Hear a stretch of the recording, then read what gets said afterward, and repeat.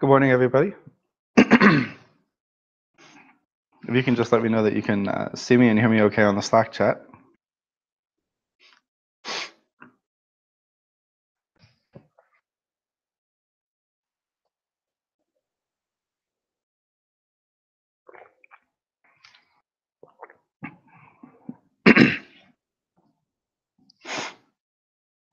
And who here, who's actually new to level 1? I know obviously some people are like to watch it again, which is good. And there's good merit in that. If I go back enough on the Slack chat history, I'll see it too.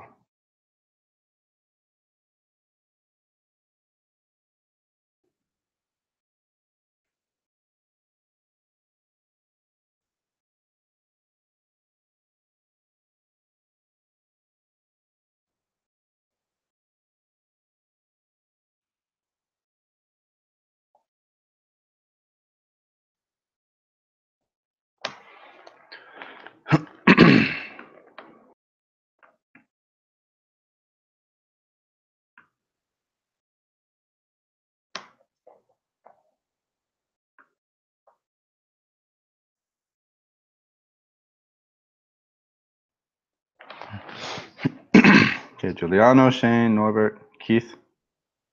I think Andrea was added too.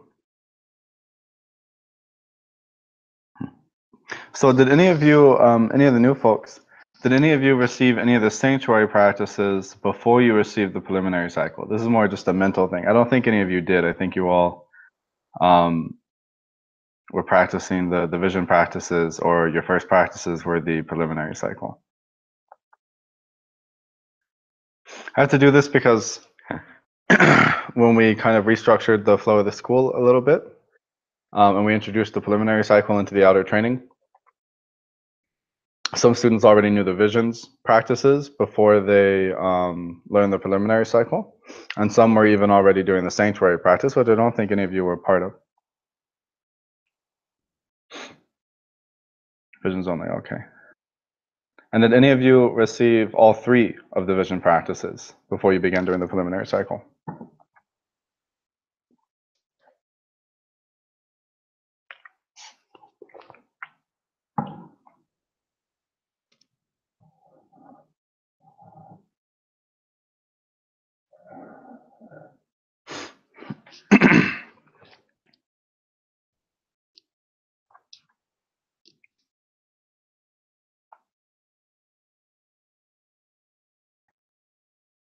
Okay, so so that's good. So what we'll do today, you guys I think are probably gonna be some of the last crew of people who received all 3 visions before they started doing the preliminary cycle. Most of the students coming into level 1 from now on will receive the vision practices for level 1, because they're actually level 1 practices now. So you guys are a little out of place in this regard. So kind of like some people, oh, except for Giuliano, who only learned the PC. Let's see. And Shane, I think, also only learned the PC. Yeah. Where's Shane?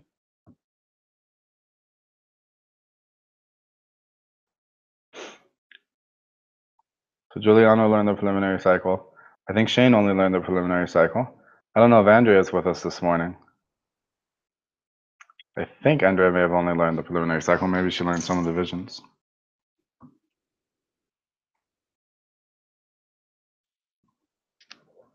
Okay. So, so for the practice for level 1 today, which will be the last thing we cover in a few hours, I'm going to go over all 3 of the vision practices, and I'm going to empower you into all 3 of the vision practices, right? Now, if you've already learned all 3, I'm doing that because those are the actual, that's the way level 1 is designed. That's the way it's meant to flow. So I'll empower you into the 3 practices of the visions, but that doesn't mean I expect you to do the 3 vision practices for the next 2 or 3 years if you've already been doing them before you receive the preliminary cycle. Okay, so this is where the importance comes of having askesis reviews with me. I encourage all new students into level 1 to have askesis reviews with me, because hitherto Tele-san has been guiding you. Okay, and Taleson has been, guiding you the way that he understands where you're at. So, but that's something that's difficult to convey from one person to another. It's difficult for one teacher to convey to another where a student is really at. So I need to be able to do an Askesis review with you guys, even if it's just a short little 15-20 minute one, or you can do a full hour one, which is better.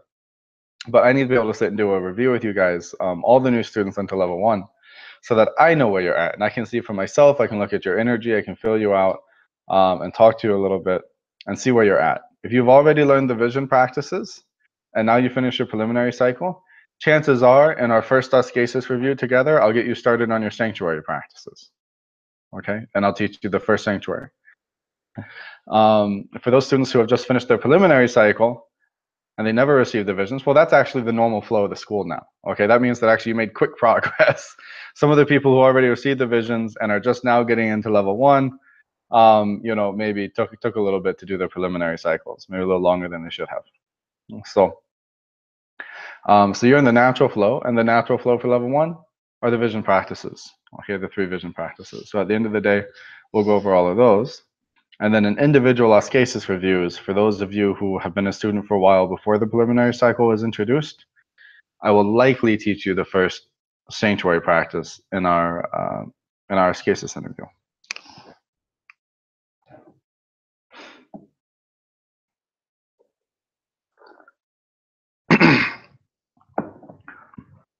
So let's open with the Makar Hostess prayer. Makar Hostess Sudaimon Teletasteon Eros Vyotanna Gestue Kai Theasue Taipsukon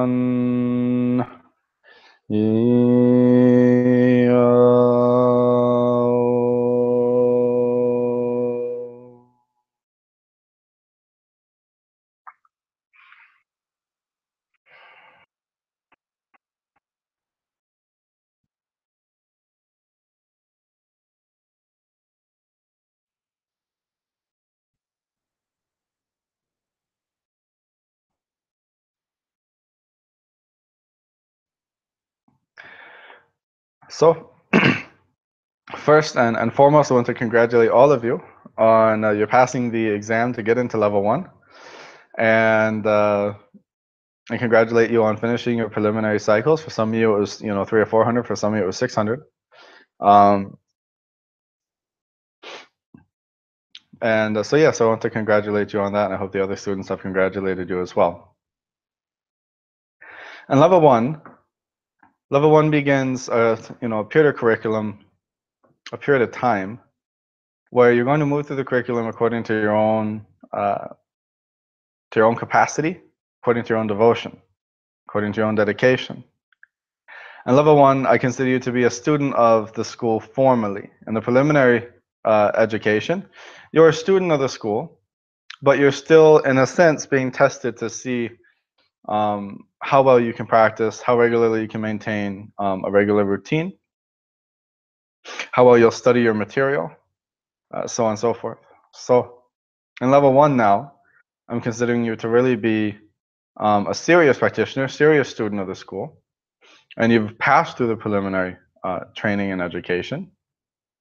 And it's important that you remember that you still need to know the material in the preliminary cycle teachings, right? In the preliminary cycle of teachings, the philosophical and the theoretical teachings, you need to know. You need to know them very well, right? These things are going to continue to occur on test. Now, the lecture material for level 1 is a good bit different than that for the preliminary cycle. There's a lot of philosophical teachings in level 1. There will be a lot of philosophical teachings in level 2, which I think we're at a little bit of a standhold in terms of transcribing. I need to get Taleson to catch up on transcribing those lectures. But and level 3, there's less philosophy, but level 1 and 2 are very philosophically oriented. Okay, we're trying to take your education to the next level so that your mind has better capacity to grasp things. Higher intelligences, such as angels and high-ranking daimons, will only speak to people if they feel like you're smart enough to speak to them. And part of what we have to do to warrant that is we have to retrain our brain to think philosophically, right? This is less important in the preliminary cycle, But it becomes very important now. Plato is your bedside companion for the next few years of your training in the school. And many of the lectures in level 1 and 2 are lectures on Platonic teachings or Pythagorean teachings. What we're trying to do, in the preliminary cycle, we're mainly just trying to cram information into you. So we can teach you a little bit about the magical universe, open up your mind a little bit to the spirit world. And levels 1 and 2, we're focusing more on, especially in level 2, kind of reprogramming your brain to think better, right? So we're less concerned with teaching you what to think in level 1 and 2. I'm much more concerned with teaching you how to think, right? You need to have a powerful intellect to deal with higher intelligences, right? Angels will not come to you if they don't feel like they can communicate well with you. Angels are such a vast intelligence that in order for them to communicate in any spoken language, they use that language to the highest extent possible. If an angel's communicating with you in English, that's going to be the highest level of English possible. And that's going to be them dumbing it down for you. Right? And their concepts, they're going to convey concepts, large numbers of concepts all simultaneously, with very complex thought processes involved, right? So angels generally, and higher beings like deities, they give you inspiration. So they kind of download material into you. And your mind needs to be able to interpret it. It needs to be able to interpret the symbolism, because they're going to use a lot of symbolism to speak to you. Many spirits more or less speak in hieroglyphs. They're going to use a lot of symbols to communicate with you. Even if they're using a spoken language, it's going to be filled with symbols. And each of those symbols are going to have a lot of information inside of them. So even in terms of practical occultism, for working with spirits later on in the inner school, we have to begin teaching your brain to operate on a high level of efficiency and comprehension and understanding. So if you're not used to reading philosophical treatises, then you might find some of the lectures in level 1 and especially in level 2 to literally give you a headache, right? And that's actually because new neural pathways are being kind of ground out into your brain, right? We think along certain pathways, neural pathways that we've created, and actually there's neurosynapses that develop more along certain pathways in the brain based on the way that we think. So as we learn how to think in different ways, actually sometimes you may literally have a headache. Like there are many people who, when they read Plato, even though Plato is the simplest of philosophers to read, when they read Plato, they actually get a headache at first. And that may last for a few months. And then all of a sudden, it starts to get easier and easier to read Plato. And then they can read other more complicated philosophers easier and easier and naturally assimilate things better. So in terms of the character, as we enter into the school, and these are some lectures that really I should write some more lectures on these subjects, not just for you all in level 1 and 2 and 3, but also for even just the general public. To be a theurgist, there's not just a matter of technical skill. Okay, in the preliminary cycle, we're very concerned with, okay, you did 600 preliminary cycles. In the inner school now, not the inner school, but in the school itself now, really in the outer school of the divine science, which is, to me, begins in level 1. There's a whole other spectrum here. Okay, you're my student now. And that means that I'm only concerned with getting you to enlightenment. Now, the way that I teach is, even though all of our curriculum is nice and fairly cookie cutter, just across the board, it's very good, methodic, technical, step by step by step. We have to do that for the sake of education. That's really not how I teach at all, right? And very few teachers teach that way because you all are very individual. So after a year or two in level 1, and especially come level 2, you might find that nobody else in your class is doing the practices that you're doing. And when you get talking around, you might realize that people are practicing a lot of different things that aren't even in the written curriculum. And this is because, like I said, I'm not concerned with how you're doing on paper. You clocked in these hours, you did this practice, maybe this little thing's going on. I'm concerned with how you as a human being are evolving. I'm concerned with how you as a human being are nearing the achievement of gnosis. And to that ends, I consider you comprehensively. I consider you holistically, right? So if you've got all the hours of meditation down and you know your lectures really well, but I think that you have some pretty outstanding character flaws that would make you, a bad theurgist. I'm not going to put you into level 2. You're going to stay in level 1 until those character flaws get revealed to yourself, and until they are kind of fixed, purified. We have to purify. This is the fight against the self, right? The spiritual path is the fight against the ego. At this moment, most of you probably, have little control over your diet, little control over your sleep, little control over your sexual impulses, little control over just simple things. And level 1, 2, 3, you need to really conquer yourself the best that you can. And conquering the self, the theurgy, the spiritual path is not about sitting and doing ascesis 3 hours a day. I have students who do ascesis 4 or 5 hours a day, and they make less progress than students who meditate for 30 minutes to an hour a day.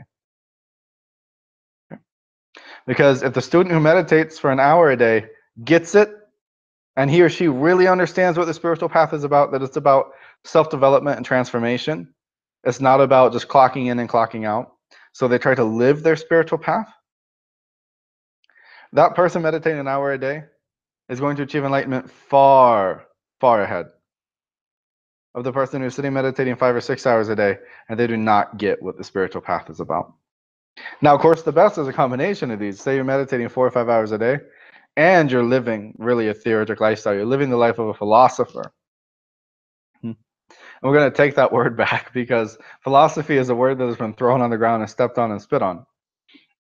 Okay, Nietzsche and all of them and all these other, modern people, those aren't philosophers. There's a sophist and they're idealists, but they're not philosophers. Pythagoras coined the term, and so the definition should stand with him. It's someone who has a love of wisdom, and the only wisdom is the knowledge of the one.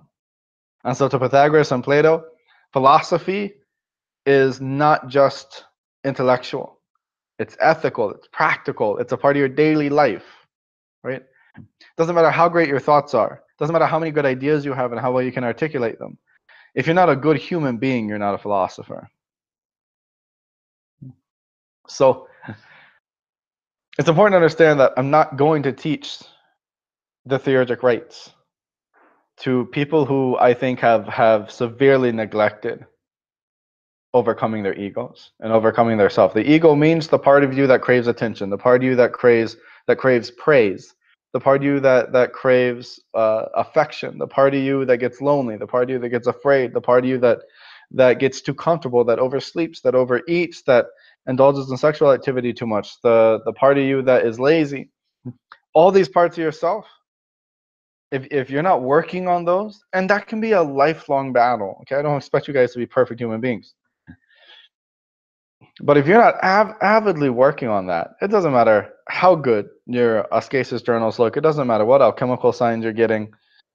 I have seen firsthand on several different occasions the result of so-called adepts who trained for decades in their art without refining their character. And they're nothing more than the worst kinds of sorcerers.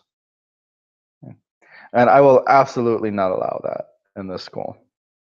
So your knowledge of the lectures and the amount of time you put into practice, those things are important, and you're going to be tested on those. But more important to me is how you are as a human, how you are as a person, right? And that's something that really I can only get through regular correspondence with you and through ascesis reviews and things of the like. So please make sure a few times a year, ideally, I need to be sitting down and doing an ascesis review with you. Not even so that I can see how your ascesis is doing, just so I can connect you person to person, right? Teacher to student, and see where you're at in your development. Because there's certain things you can't hide. There's certain things that your face is going to show about you, no matter what you do. Right? Your face is going to show if you've been having problems with anger. Your face is going to show if you've been having problems with lust. Your face is going to show if your diet is bad. Your face is going to show if you've been thinking bad of others. So I need to see your face a few times a year, so I can see how you're developing in terms of your ethics, your virtue. Because the virtues are the jewels of the soul. And for every virtue that gradually develops, it's like the soul wakes up a little bit, because the soul is naturally virtuous. The soul, dissociated from matter, is virtuous.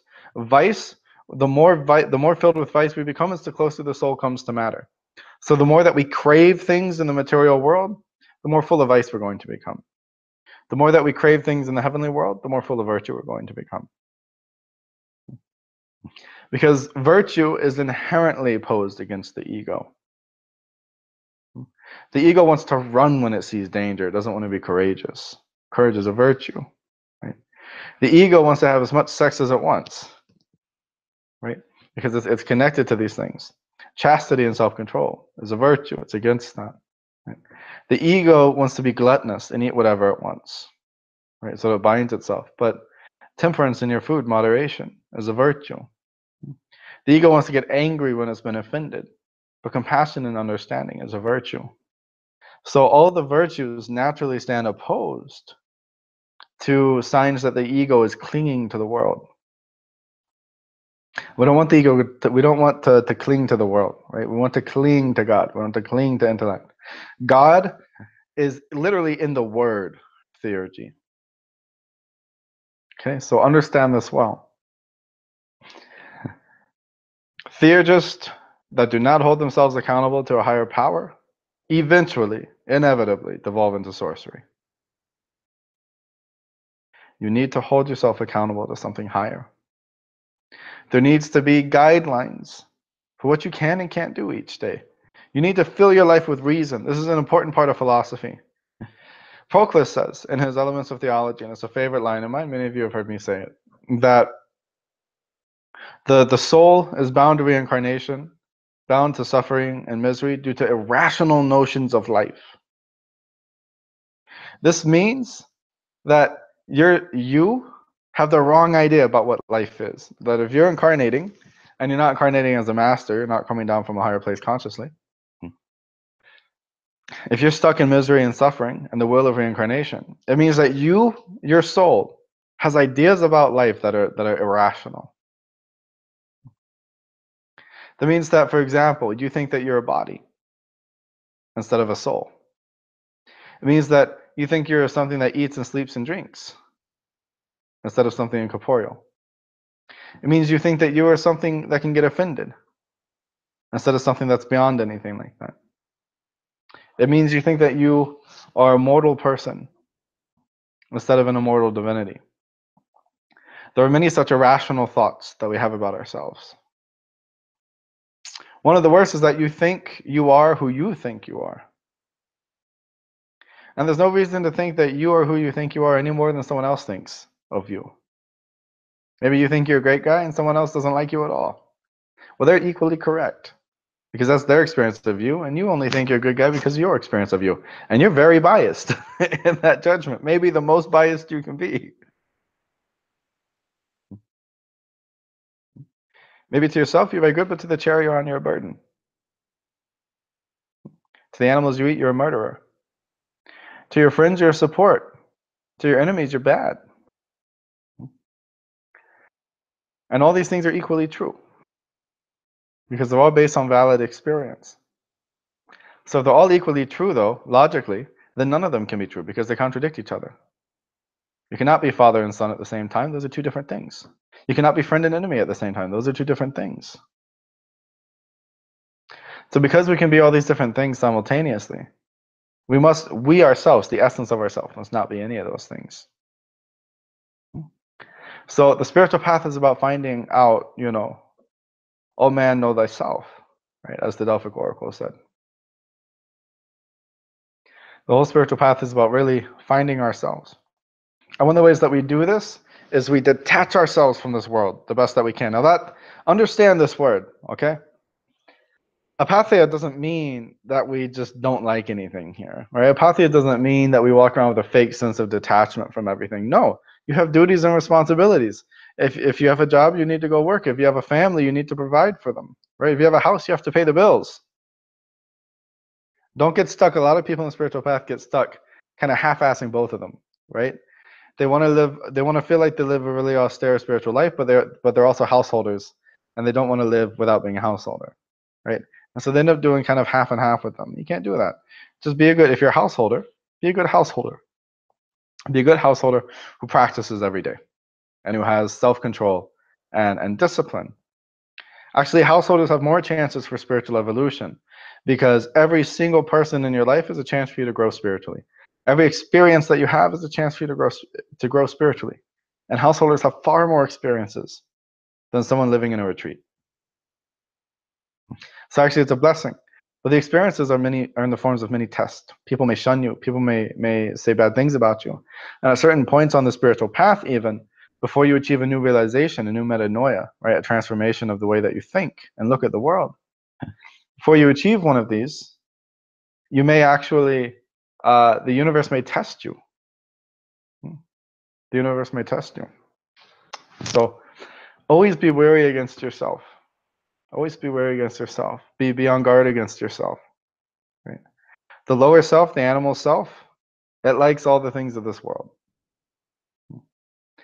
The divine self likes all the things of the divine worlds. So the kind of life you live is where you're going to go.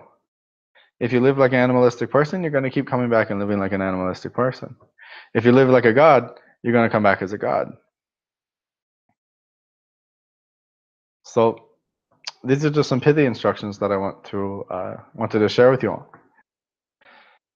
Along the lines of ethics, looking at this now, we're going to cover 2 of the ethical lectures in the school that are in level 1. Now, we have a very relaxed ethical system in the school.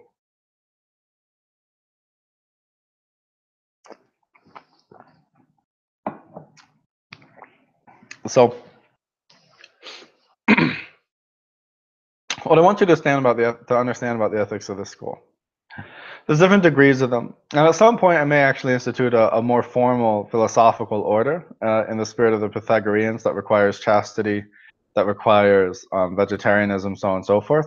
And people who don't want to live a household life will be able to join that. But that's something that's still quite a bit off.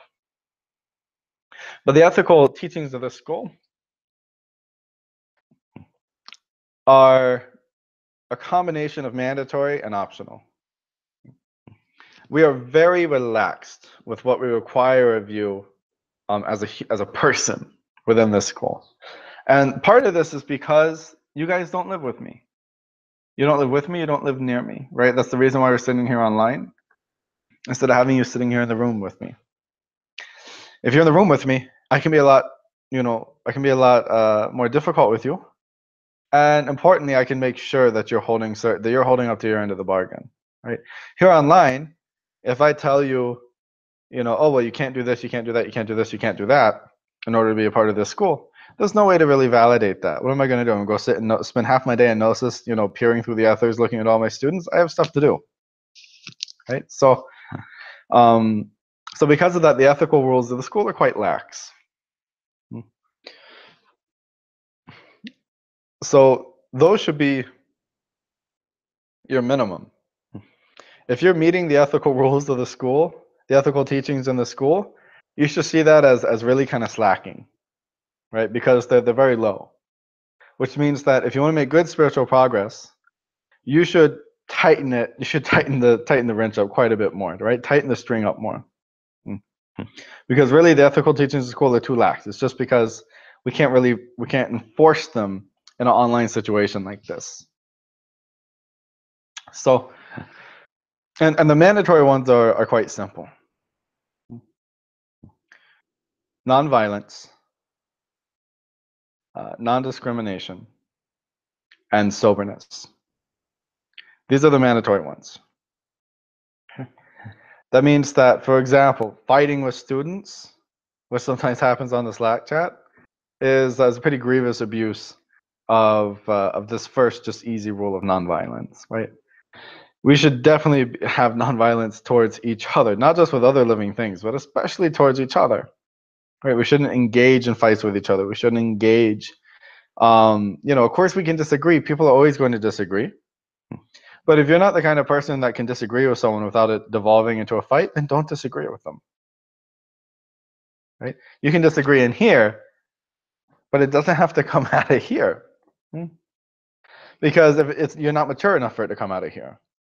So don't let it come out. If you disagree in here, you can disagree in here with anything in the world. You can disagree in here with me. But if it comes out of here, it needs to come out in a mature and respectful way. Okay. There's a great quote from Yogananda. He said, what was it? Or something along the lines of imbeciles argue and wise men discuss. So let's be wise men. Right? And this is a good thing to keep in your heart. Is to remember that. Don't argue with people. Arguing doesn't do anything. Arguing is just two people really attached to their own opinions. That's still a form of attachment. You need to overcome that. Discussing things is good. And if you can't discuss something with somebody, if you cannot discuss without them turning it into an argument, then don't discuss it with them. They're not at that point in their life. Not everybody needs to see life the way that you do. Okay? Even if the way you see life is actually better than the way they see it. They don't need to be there with you right now. They're not at that place. So this is the basis, non-violence. Soberness means I don't want to hear that any of my students are addicted to any drugs, smoking too much marijuana, taking too much kratom or whatever the heck is being popular nowadays, drinking too much, getting drunk. I don't want to hear any of that. If I see it, like if you're here at a retreat or something and I see it, you're going to be suspended from the school for a while. Okay. And if enough students come to me and complain about it, you're going to be suspended from the school for a while. There's enough witnesses of it, and those witnesses are known for being good, truthful people.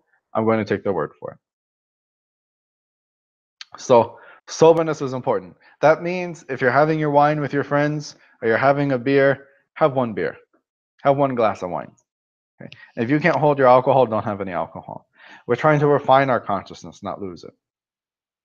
We're trying to gain greater awareness, not less awareness. So sobriety is important. Okay. And if you cannot remain sober, then depending on the situation, either I'll move you back to the preliminary cycle or I'll suspend you from the school for a little while. Even if I still keep in touch with you on the side, and I will, because just because I kick you out of the school for a little bit doesn't mean that you're gone forever, and it doesn't mean I don't love you and I don't care about you. I do, right? And I'll still keep in touch. But you're not going to be allowed to be continuing your formal training and education in that state.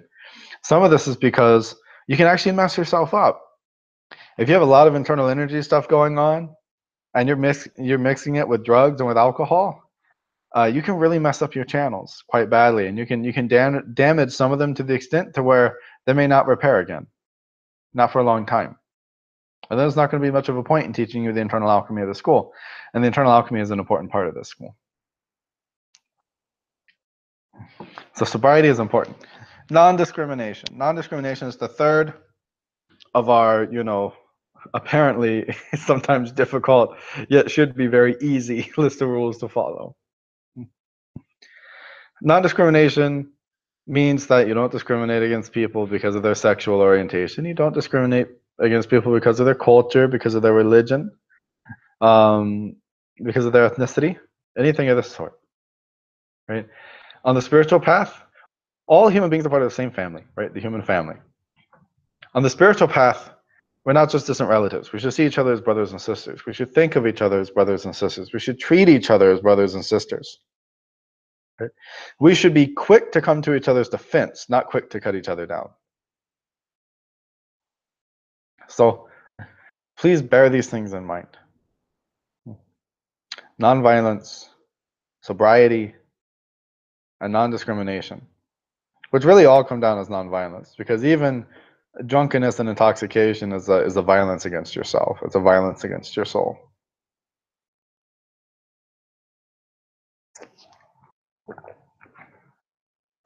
So those are the mandatory things. They're very simple and easy. All they do is require that you have a basic amount of respect for other people and for yourself. Okay. Now, some of the, highly encouraged, but not mandatory rules in the school And there's really only two that I've given here in the lecture. And that is, for one, having an ethical diet.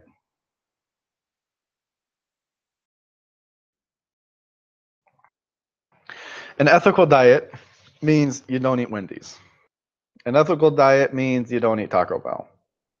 An ethical diet means you don't eat, food, and you do not support places that produce food, where living things have been treated like absolute dirt. We are theurgists. We're trying to make the world a better place. So you need to be always thinking, is this action that I'm performing, is it contributing to my theurgic path or not? Don't encourage the horrendous treatment of animals in the modern industrial world. Horrendous treatment of animals.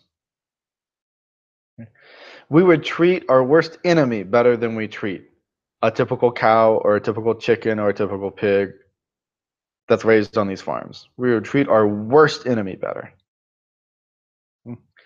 So every time you go and you get something from one of these huge manufacturing companies, right? Really, you're supporting kind of just a horrendously evil activity. That, to me, if I could, I would make this required in the school. But I understand that everybody's living situations are different, and it's a little pricier, to eat from good places. Now, to me, either eat well or be vegetarian, right? Of course, the most ethical diet generally is vegetarian, but this is a tricky subject. The Pythagoreans were very strict. The Pythagoreans were celibate. They were a wandering renunciant order. They were celibate. They did not allow any intoxicants. They did not allow even just a sip of alcohol was not allowed in the Pythagoreans. They're completely vegetarian, completely focused on nonviolence. This is the traditional philosophical way to live. Many of the great Platonic masters were also vegetarian. Right? Iamblichus seems to have been vegetarian, in model of the Pythagoreans. Porphyry was definitely vegetarian, and he wrote a famous treatise called On Abstinence from Animal Food. And I recommend that you read it because there's a lot of good philosophical arguments in there as well as ethical ones, about abstaining from animal food. Now, this is a delicate thing here. You're not required to be vegetarian. And in some cases, you're not even advised to be vegetarian. Okay? This largely depends on your health. Some people cannot be vegetarian for long without getting sick, without their health really declining, without their luster depleting. And this is usually because people don't know how to be good vegetarians. People's concept of vegetarians is they're gonna, eat Skittles and eat bread and have lots of pasta, right? And ramen noodles and things like that. No, that is not what I mean by vegetarian. A good vegetarian diet should have, 50 to 100 items of food on a rotating basis, 50 to 100 different kinds of food. Okay, between nuts, berries, fruits, roots, vegetables, you should have 50 to 100 different kinds of food. Okay, as well as some seafoods are considered to be vegetarian ethically. Okay, so for example, like mussels, clams, things of that sort. Some people even say that you can eat the bugs of the sea, like shrimp and lobster and stuff. So, an ethical diet means that we eat like the rest of the world exists, right? We don't eat like only we matter. Okay? So, what I recommend is that if you're going to eat meat, you eat either kosher or halal meat. I say this for a reason. For one, you're going to be hard pressed finding a kosher or halal farm that does not treat their animals well. And the reason why is because the whole concept of kosher and halal slaughter is that it's done with love, right? That the slaughter, a really good shochet, like the Baal Shem Tov was, he's a famously good shochet, actually cries when they slaughter the animal, right? Every time. And it's very meaningful, right? Traditionally, you actually hold the animal by the head and you look into its eyes, and then you say prayers for it and connect to its soul. And then the cut has to be very quick and painless with an extremely sharp knife so that they wouldn't even feel it. And if you've ever been cut by a very sharp knife, you don't feel the cut, right? I've been cut by a very sharp sword by my Taoist teacher, and you don't realize you've been cut 20 times until you're done practicing. So it's so sharp they don't feel the cut. You say the prayers for them, right? And you hold them up so that they don't even see the blood, and they begin to kind of, go into an unconscious state, like a sleep. And then you say the prayers for them, more prayers for them, and you offer them to God. And so in that case, the soul of the animal actually gains an elevation. If the person doing it is doing it out of a state of love, the soul of the animal actually becomes elevated out of the animal realm. Okay, so, and there are some holy people and some saints and even some Buddhists and stuff who have actually worked on butcher shops and on farms, just to make sure that when the animal was killed, they wanted to be the one killing it because they would say the prayers for it. Right. So remember that human beings are caretakers of the world, right? We have a certain responsibility over this world. We treat it like crap. Human beings are caretakers, especially of animals, right? We're supposed to take care of animals. Okay. And even if we're going to eat an animal, we need to make sure that that animal had a good life, right? We need to make sure that that animal lived well, right? Because actually, if that animal is depressed and miserable the whole time, those emotions are in its blood, right? The blood forms part of what we call the nefesh. The Muslims call it nafs, and the Jews call it nefesh. It forms part of the nefesh, the animal soul, right? We have a nefesh also. We have a nefesh, and in Jewish Kabbalistic tradition, we have a nefesh, we have ruach, we have neshama, yachir, achia. We have different levels of soul. So do we have in Islam and other traditions. So the animal soul is connected to the blood. It runs through the blood. And that's where all your emotions, they get situated in the animal soul. So depressed animals and sick animals, and these animals are sick and depressed. Okay, these animals are sick and depressed. Animals in slaughterhouses, these big mass slaughterhouses, actually try to kill themselves. They try to commit suicide. So that's in their meat. That's in their blood. And when you eat it, you're taking that into you. And then you start having issues with depression, and your brain chemistry gets messed up. You're assimilating their emotions. Right? The meat actually has toxins in it, because just like you, when you are in a very emotional state, you become toxic. Right? Your breath will start to stink. The mucus that comes out of your eyes when you cry has a worse texture to it. Your BO gets worse. And your meat actually gets filled with toxins. Your skin gets filled with toxins when you've been in an emotional state for too long, right? Like people suffering from grief, they become toxic. People suffering from lots of anger, they become toxic, right? Actually, physically, biologically. Same thing with the animals you eat. Those animals, if they were filled with negative emotions, they become toxic. Their flesh is toxic. Next thing, if you're going to eat animals, eat intelligently. Okay, eat intelligently. This means don't just eat the flesh. Okay, you just want the flesh because it tastes the best. Human beings never ate animal flesh like they do right now. Right now in the world, in the modern industrial world, people eat flesh left and right. Many historical records show that the flesh of an animal was mostly saved for just the dogs, right? Because it was seen as having so little nutritional value. Whereas us, that's the main thing we eat. If we look, we can learn even from Odysseus in the Odyssey, where every time Odysseus slays an animal, he always offers it to the gods. He does it respectfully. First off, he kills it himself. Secondly, he offers it to the gods. Thirdly, Homer says they ate the choicest of organs first.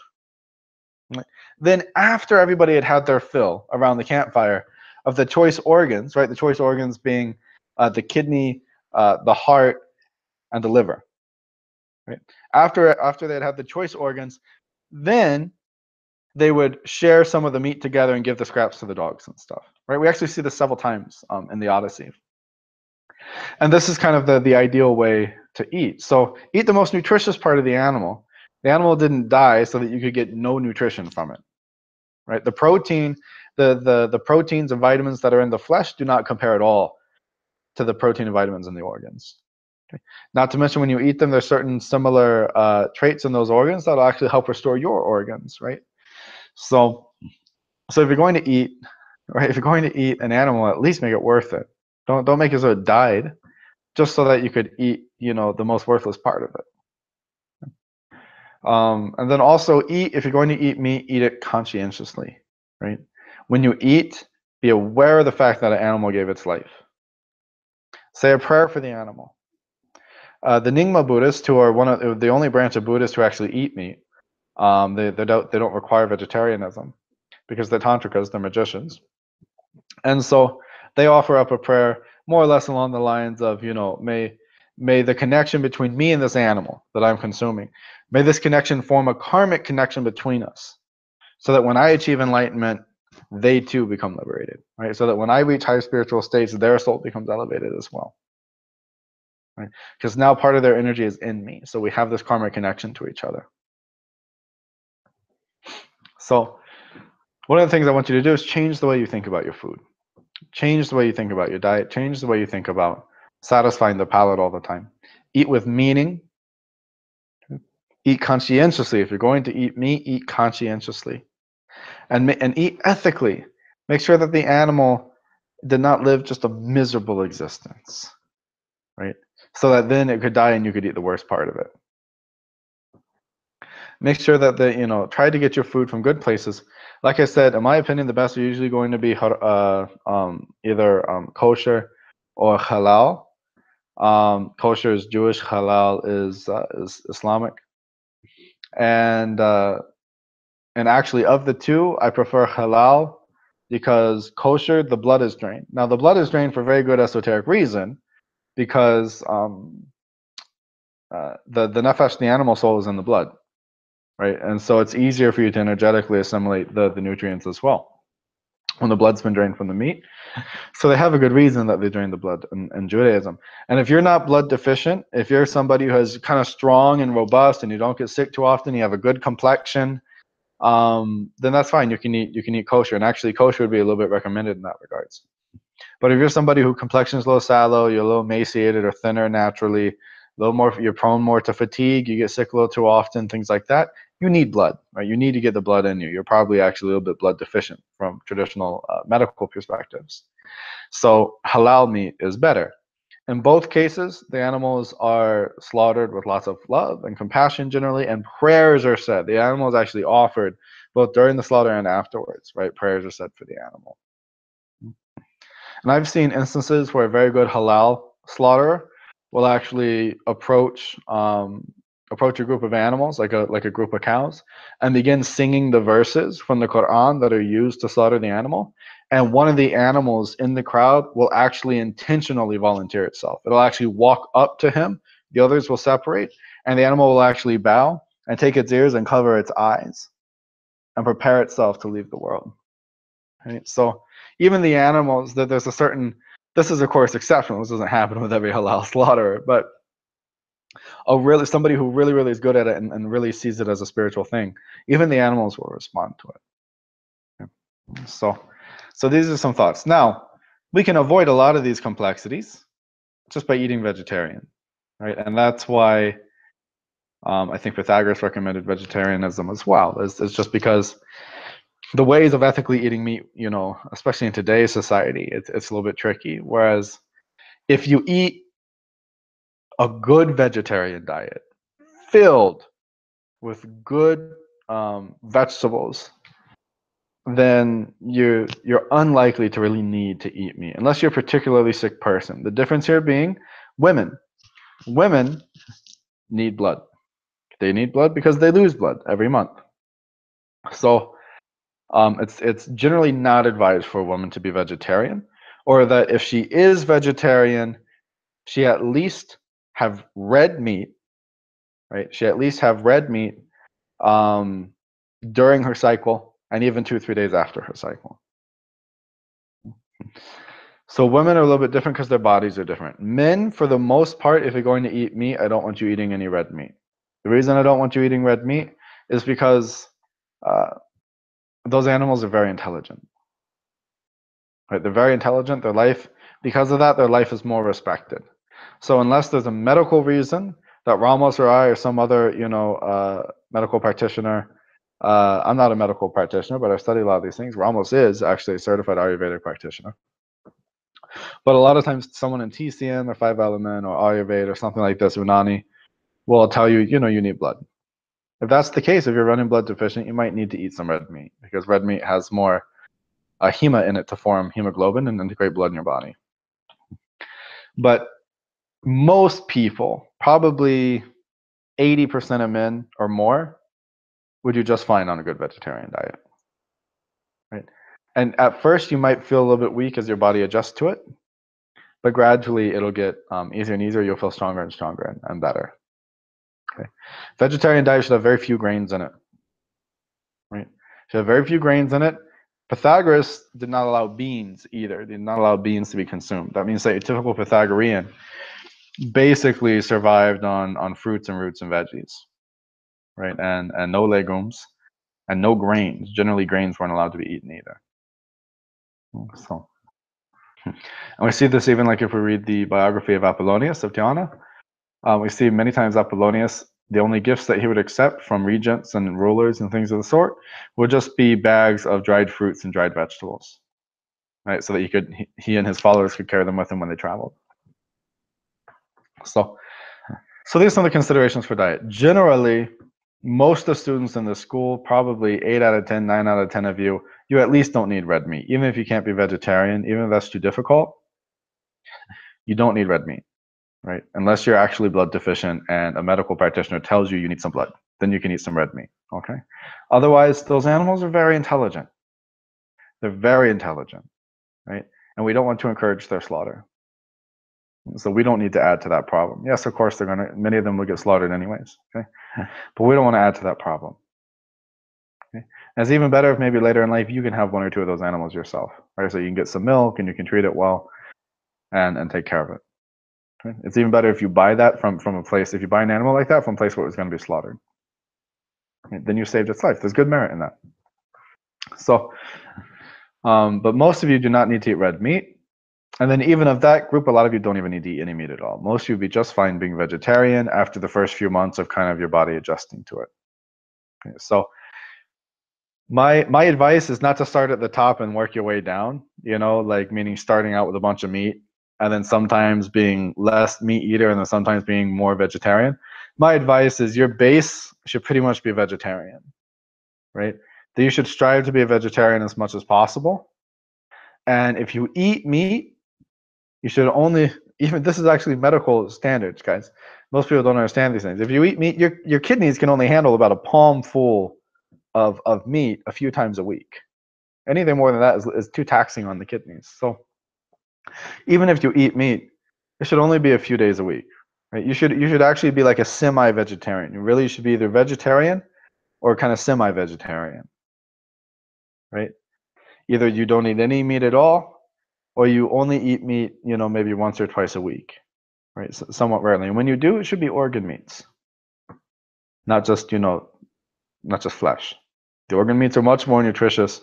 You're going to live longer and better if you eat the organ meats. So obviously, I mean, we could sit and talk for a long time about diet. That's outside the scope of this lecture, but it is something that's very important to me. Is diet something I've studied a lot? But it's also something as a practitioner, the main thing is have an ethical diet. Try to, whatever your diet is, make sure it involves the least amount of suffering possible for other living beings. Okay. So, and then I think the last optional thing. So really that's ethical diet and avoid red meat is the first optional ethical thing.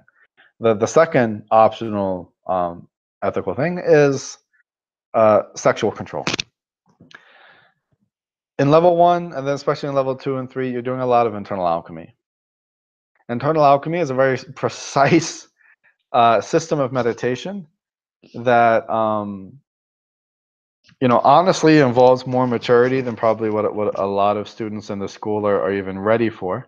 But Ramos and I have found that internal alchemy is a way for householders to make some pretty incredible spiritual progress in an amount of time comparable to what a renunciant would make. So internal alchemy, because it's more scientific, because it's more precise, you can make more progress in less time. which I think is important for householders. But sexual activity, too much sexual activity ruins internal alchemy. You're going to be stuck at the same place in your internal alchemy for years if you cannot develop self-control. For a female, this rule really doesn't apply. Females do not lose energy from sexual activity the way that men do. Men can kill themselves. I mean, men can really ruin their spiritual path with sexual activity, and especially their internal alchemy, to the point of it actually being dangerous, right? Like if you build up a lot of energy and you do these strong practices, and then you keep destroying that through sexual activity, your channels are going to develop in very strange ways, and you're going to hit a ceiling at some point that's going to take a very long time to get through. And so understand that self-control of your sexual urges as a man is very important in internal alchemy. And in most schools of Taoism that teach internal alchemy, celibacy is actually required. So keep that in mind, that most of your Taoist contemporaries doing those same practices are celibate. So try to adhere to that the best that you can. A householder man, especially if you're eating any kinds of meat, produces a good bit of toxins in the sperm. So celibate is considered, for a householder, sexual activity once, maybe twice a month, which is actually healthy for a householder to have sexual activity once a month. Okay, so and that's still actually, that's called, Grahastha Brahmacharya. That means that's householder celibacy is once a month. The most, if you're a very healthy person, you can engage in sexual activity maybe once a week. But more than that is really pushing the envelope. And even if you're a very strong, healthy, resilient person, you're crippling yourself at that point. I mean, you're asking for your internal alchemy to take a lot longer than it should. So, because really most of the internal alchemy achievements can be achieved in 6 to 9 years from beginning to end. But most householders will never achieve all of them, even if they practice for 30 or 40 years. And it's because of a lack of self-control. Okay, so make sure that you, especially if you're a younger, fellow, it's even more important now to conserve, right? Because you have more energy to work with for your internal alchemy. Internal alchemy is a pretty uncompromising art. Okay. So, because it's a science, it's a science. You could care less about where your heart is. It's a technical thing. Okay, there are good people who do lots of internal alchemy. There are bad people who do lots of internal alchemy, and they get very similar powers. Okay, we're not talking. This is something Ramos and I have added to the theurgic path. Internal alchemy is not traditionally a part of the theurgic path. This is something we added to help facilitate your spiritual growth. Partly because, due to bad food, bad environment, due to toxins in the air, pollutants,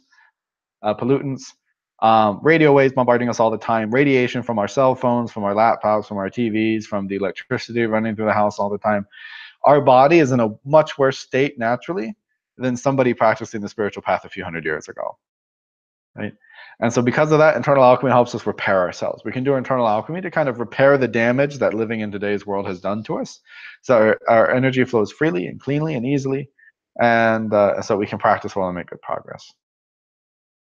Okay, so sexual control. So to go over these 5 things again, the 3 mandatory things, right?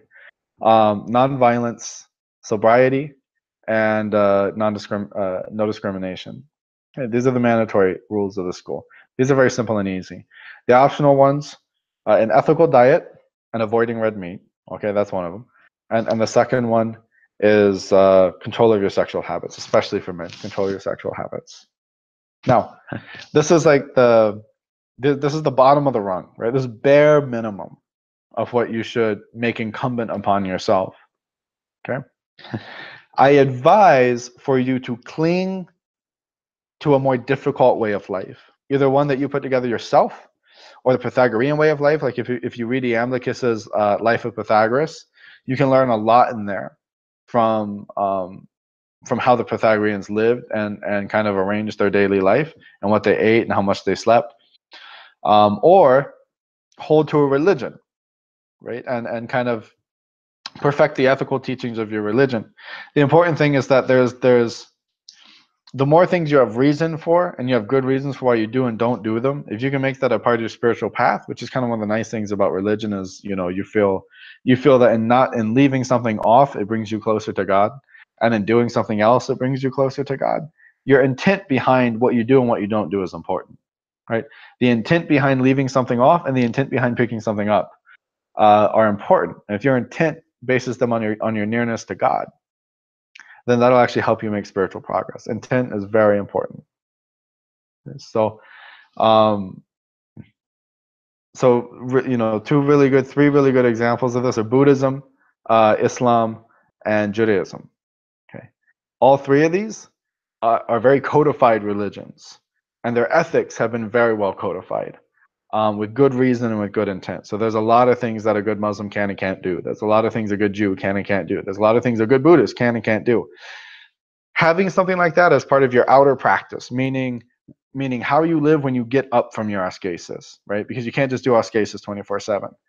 So having a way of life when you're not meditating is very important, and clinging to a religion for some of this can help a lot in this regards, right? Because some religions especially are very good at codifying ethics based on their understanding of how the soul gets nearer to God. Christianity, some forms of Christianity are more strict, some are more lax. I would advise you take on the more strict ones. Okay? Hinduism is usually quite lax as well, because there's a lot of village Hinduism. And Taoism, depending on the sect, it's quite lax, and so there's many different writings on it. So the simplest is you can look at maybe how Muslim lives, or how a Jew lives, or how a good Buddhist would live, or you can read some things like the life of the Pythagoreans, or read the life of Apollonius of Tyana, and kind of come up with your own philosophical way of life, that you feel like honors the old philosophers, right, in your daily life. The important thing is, our little ethical rules should be like the ground you stand on. That should not be the ladder you're trying to reach. That should be the ground you stand on, right? You want to get to a point to where there's a lot of things you don't allow your ego to do, and you don't allow your ego to do it out of understanding that to do it would bring more ignorance into your soul, and to leave it off brings more knowledge into your soul. Okay, so basically, to sum it up, be strict with yourself, be difficult with yourself. Understand that if you're not difficult with yourself is going to be very difficult with you, and that's going to keep you from reaching enlightenment. Okay. So we're going to take a little 10 or 15-minute break here. Leave the feed on. The feed will keep going. I'm just going to turn off the video and the audio for 10 or 15 minutes, and we'll start again shortly. So thank you all. God bless, and I'll be with you again soon.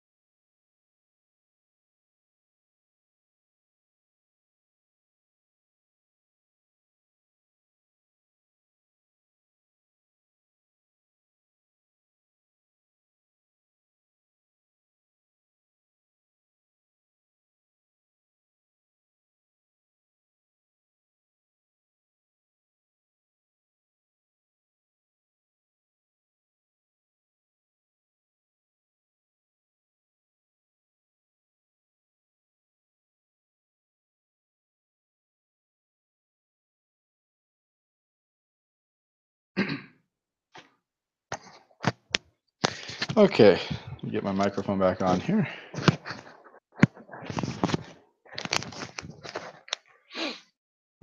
Hopefully my dog doesn't start barking at something that didn't happen. Sometimes he does that.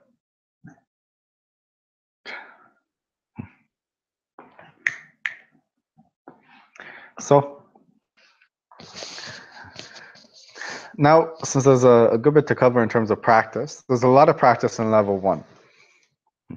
The main practice, of course, the emphasis is on your vision practices, or if you're learning the sanctuary, it'll be on your sanctuary practices. So those are called the Olympian meditations, the Olympic practices. Those are always the backbone of your daily ascesis, right? If you don't do anything else, you do those. I might recommend something a little bit different if you're trying to enter into level 2 at a certain point. And I know that your ascesis has been very good. Then I might tell you to focus more on some of the auxiliary practices of level 1 for a little bit, just to get ready for your level 2 entrance exam. But even though there's a number of practices in level 1, your go-to every day, the baseline of your ascesis should always be your vision practice or sanctuaries. You know, it's the Olympic meditations. No matter whether you're in level 1, 2, or 3, it's always the Olympic meditations is your main basis. So we're going to talk about some of the auxiliary practices right now. Most of the lectures, you know, they're very philosophical and you know, you'll read them. They're very kind of just one at a time. So I'm not going to go over a lot of the information in the lectures, especially because we will cover that in various which have not been very numerous lately, but which will become much more numerous in the future. So as we cover those, we'll work through those lectures.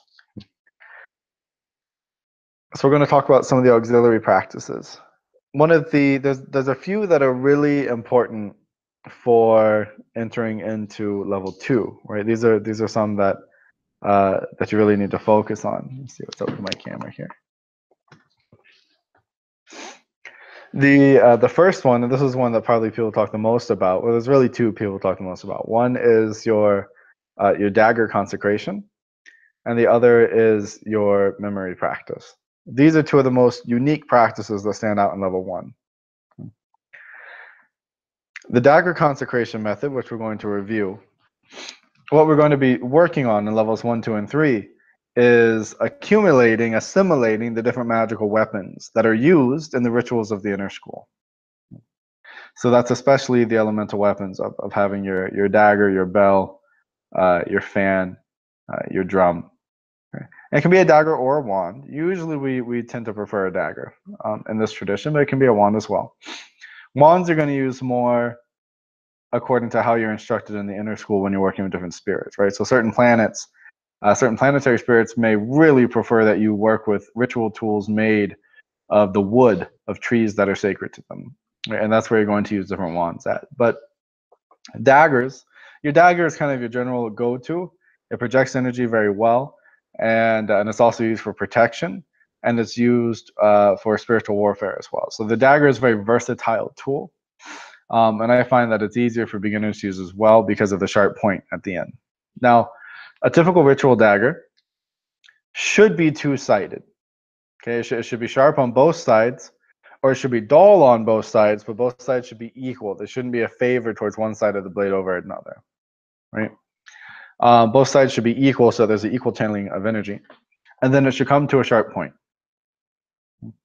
So a knife that's one-sided, you know, like a Bowie knife or you know, a kitchen knife, whatever, those things shouldn't be used. It should be equal on both sides. Even if it's dull on both sides, the tip at least should be sharp. It's sharp enough to actually, you know, hurt yourself if you poke yourself with it. And if it is sharpened, the blade should be quite sharp. The dagger that's used, go ahead and just save up some money to get yourself a good dagger. Right? Don't get like a little cheap $20 thing at the store that looks like, a lot of people get the Tibetan daggers, like the purbas.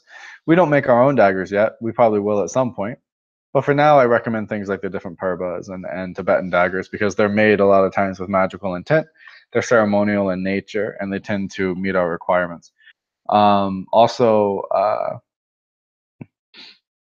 any kind of like Damascus steel is very good as well. If you get like a double-sided Damascus steel, you can talk to other students in level 1 about what they did with their daggers. My advice though is that you get a good dagger. Get one that really you have to save up for. There's good intent built up for it, and that is going to last you a long time. Because if the body of the dagger breaks, then the energy that it's been consecrated with flees. Right? It's like it died. So you don't want to do years and years of work with a dagger, and then the blade breaks or something or falls apart because it was cheap material. And so also cheap material can't handle a whole lot of energy. I took a student's dagger once and I started chanting mantras into it while I was rubbing it, and I was chanting mantras into it to bless it, and the dagger shattered. Right? And that's because it was just made out of a cheap material and it couldn't handle the energy of the consecration. So that can happen as well. Right? So get something good. I recommend good, like folded steel, Damascus steel, something of the sort. Or the ones that are made in Tibet are oftentimes made out of what they call the 5 sacred metals. Okay, so it's got, I think, some mercury, some brass, some iron, things like that. They mix it all together and they smelt the daggers from that. That can hold a lot of energy as well. And sometimes even have a little iron rod running through the middle of them. And that's real good. So, so these are some different options you can get. But the point is, get a good dagger. Get one that you like. Don't get one that's gigantic. The dagger really should not be longer than from the elbow to the tip of the middle finger, and that's a really big dagger, right? I mean, that's a particularly big one. One like that would have to be quite light, because you want it to be light and easy to move around. You don't want it to be this big clunky thing that's heavy, and if you're using it to draw sigils and stuff, your arm gets tired. You don't want something like that. I also recommend that you make a little vase for your dagger. Okay, so and this is very useful for consecrations. I don't know if I taught this in previous empowerments, but this is something I do, and this is something a lot of magical practitioners do, is we take a vase. So I don't have anything on hand here that would be a good example, but you can take a vase like this bowl here, and fill it with sand, really nice clean sand, and with different precious gemstones and things like that. And you can take your dagger point down and stick it down into there. Right? So that the hilt is sticking up and the point of it is down into the sand. And it's standing up on its own. And then you can do your dagger consecrations while it's like that. And that is actually a really nice way to consecrate the dagger and to even keep a dagger ritually. The way that it's pointed down into the earth will kind of ground its energies out. But that's especially good if you're using it and you're using it for ritual or something. You need to put it aside for a moment. You can put it in a vase like that. And it's really nice to consecrate it in, even if you put it up afterwards, right? Now, some students have found after enough dagger consecrations that the dagger is just too powerful to have in the room with them while they're trying to sleep. The dagger can disturb their sleep. So one of the ways to handle this, wrap it up in really fine silk. If the dagger is still the energy is still a little too much for you, you can wrap it up in leather. If it's still too much for you, go put it in a different room. Keep your ritual room outside separate, or find a special place for it, where you keep it. The dagger can get quite powerful. Anything that you ritually consecrate enough, a few hundred times, can really become quite strong. There's a few different signs of success that we're looking for when we consecrate the dagger. The simplest one is that it feels warm to the touch. Okay?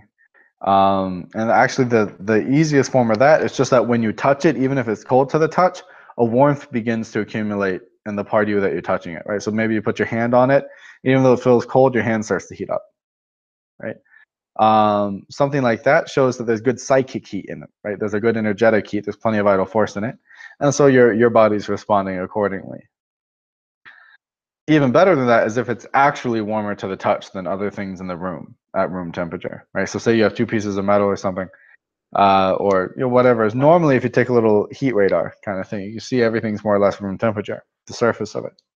So if you touch it and it's actually warmer to the touch than something else in the room, that's a good sign too. That means that life is beginning to be established in it. Another good sign, and this has actually been experienced by quite a number of students, is that the dagger moves around on its own. Now, you usually won't do that while you're looking at it. But one thing you can do to test this is leave your dagger in the exact same spot on your altar each day. And as your consecrations advance, you might find that some mornings or some evenings you come into the ritual room and you sit at the altar, you see that the dagger has moved a little bit, right, from where you put it. Either moved a little to the right, a little to the left. Sometimes the dagger has moved, even to different parts of the room with some people, with some students. So That's a good sign. That means it's really starting to get a life of its own, right? Lots of good energy there. And to me, the best sign of success with consecrating the dagger is that the dagger appears to you in a dream as a being, as an entity, and it gives you its name. Okay, and that's what needs to happen. If the dagger comes to you, looking like a person or a spirit of some kind in a dream, you need to ask it for its name. That's the highest level of success. At that point, you have, well, it's not the highest level, but in terms of what I'm looking for, that's the highest level of success. The highest level is for your dagger to actually levitate during the consecration. So, but if it comes to you in a dream and it gives you its name, that's a very, very powerful thing now. That's a very powerful dagger that you have, and you don't need to consecrate it again after that. You'll just make some offerings to it with some light and some incense, once a week or so, just as a sign of respect to the living entity inside of it, as a kind of exchange, between you and it. So, consecrating ritual tools can be a very interesting experience, especially the dagger, something that's used a lot in the rituals in the inner school. So it gains a lot of power to it, a lot of uniqueness to it.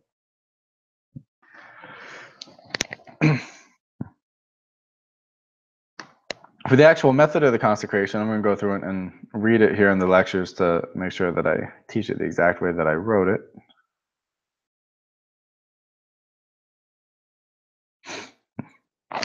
So in the lecture on the dagger consecration, and I hope you guys all have access to level 1 lectures. If you don't, talk to Tele-san about it. It says, place the dagger on a piece of silk or on an altar top no higher than the navel when you sit. This is important. The dagger shouldn't be up here. Energy naturally materializes about 45 degrees down from us, right? So about in front of the navel. So if you have a dagger, make sure that it's placed, either you're sitting up high enough that it's level to your navel or even a little lower. Right? What I usually recommend is that you're kind of sitting cross-legged on the floor and the dagger is on the floor a few feet in front of you on a piece of silk or propped up in that bowl, like I mentioned. Then that's a good height. That's a good height difference between you two. If you have it on your altar, you might want to sit up in a chair when you do the consecration so that you're a little higher than the dagger. Perform the binding gesture and place the left hand, so it talks about, performing the binding gesture that you'll be shown, right? Well, the binding gesture is this. Let me pull the video, make sure you can see it well. Take your hands and put them left hand on top of the right, like this. Okay.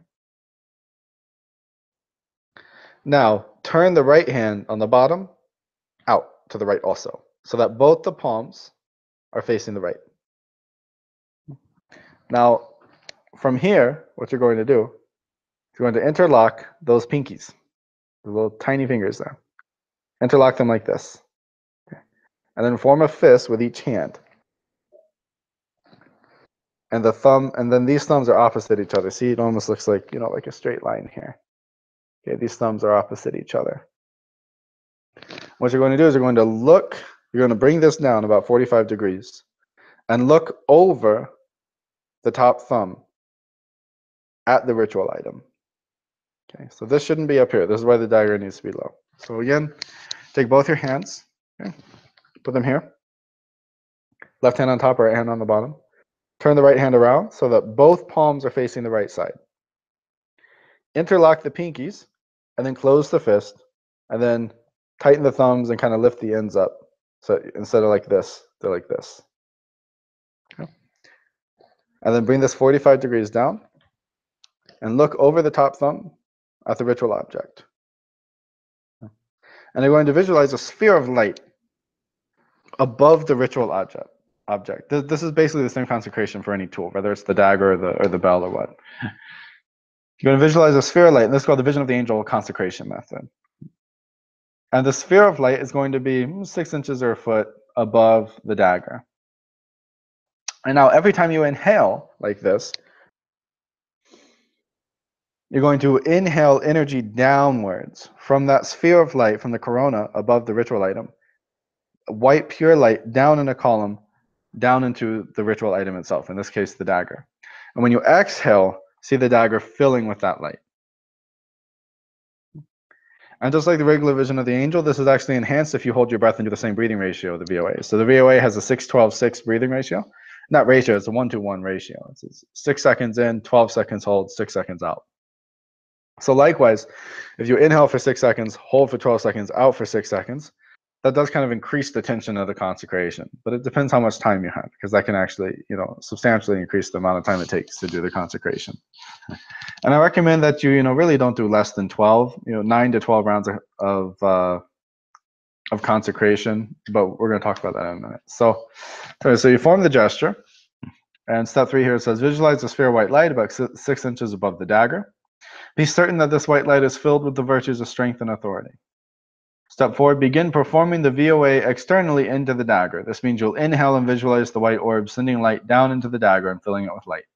And then you'll hold your breath and concentrate on the dagger being filled with the virtues of strength and authority. And then exhale and visualize the dagger being filled with white light in the form of a fire that consumes it. Repeat this 9 times, each time visualizing the dagger becoming more and more radiant, maintaining the binding mudra throughout. Now perform step 5. Now perform the sacred pass gesture as you were shown in the empowerment by turning the palms towards your body, touching the 2 middle fingers to the thumbs of each hand, respectively, while touching the little fingers of each hand and the pointer fingers of each hand together. Consult your Daskalos for instructions on the gesture. So this is the sacred pass gestures here. Okay, so you're rocking out, and then you're moving through the sacred pass, right? The middle and ring fingers touch the thumb. The palms face you, and then index and little fingers touch. And they kind of press in a little bit here. And what you're going to do is you're going to look through this gap here. You're going to look through this at the ritual item and kind of impress that that what you're seeing now is the divine form of the ritual item. The dagger is transformed into a divine dagger. Look through the window of the sacred pass gesture and firmly impress upon the dagger the idea that it is actually not a dagger of this world, but in fact is a dagger of the gods and represents the authority of all the angels and archetypes and heavenly powers. Feel firmly that it is a sacred weapon. Inhale and slowly intone E, and visualize it as a beautiful heavenly dagger, like only the gods themselves could make. And then inhale and intone Ah, and concentrate on the dagger being filled with divine energy. Inhale and intone Oh, while concentrating intently on just the physical form of the dagger. Repeat this process 3 times while holding the mudra and looking through the window of the sacred pass gesture, right? So this means that when you intone E, right, you inhale and then you intone E while looking at the dagger, you're visualizing the dagger with the intent that it's a weapon of the gods. It's not yours. When you inhale and you intone Ah, you're seeing it filled with energy, right? So now you're working on the astral level as opposed to the mental level. Then when you intone and you say Oh, you concentrate on the physical form of the dagger. Okay, so we're connecting to the 3 levels of existence here within the dagger. And you repeat this all 3 times. And then perform the sealing gesture with the left palm pressing down upon the right palm. So this is very simple. You're going to hold the right palm out like this with the palm facing you. And the left palm with its palm out away from you. And you're going to kind of press these against each other. And the only other thing that happens here is the thumbs. The thumbs come in like this. So they don't interlock like this. They don't do this. They do this. Okay? Not this. This. This is a different mudra, this copper tint mudra, and it binds things. This is a protection and blessing mudra and sealing mudra. So perform the sealing gesture with the left palm, pressing down upon the right palm, aiming at the dagger, as you are shown in your empowerment. Inhale strongly, and then forcefully intone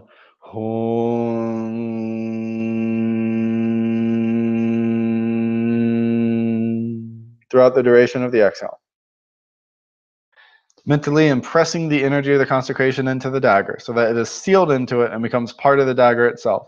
Feel strongly that this energy can never leave the dagger from now on, and repeat this 3 times.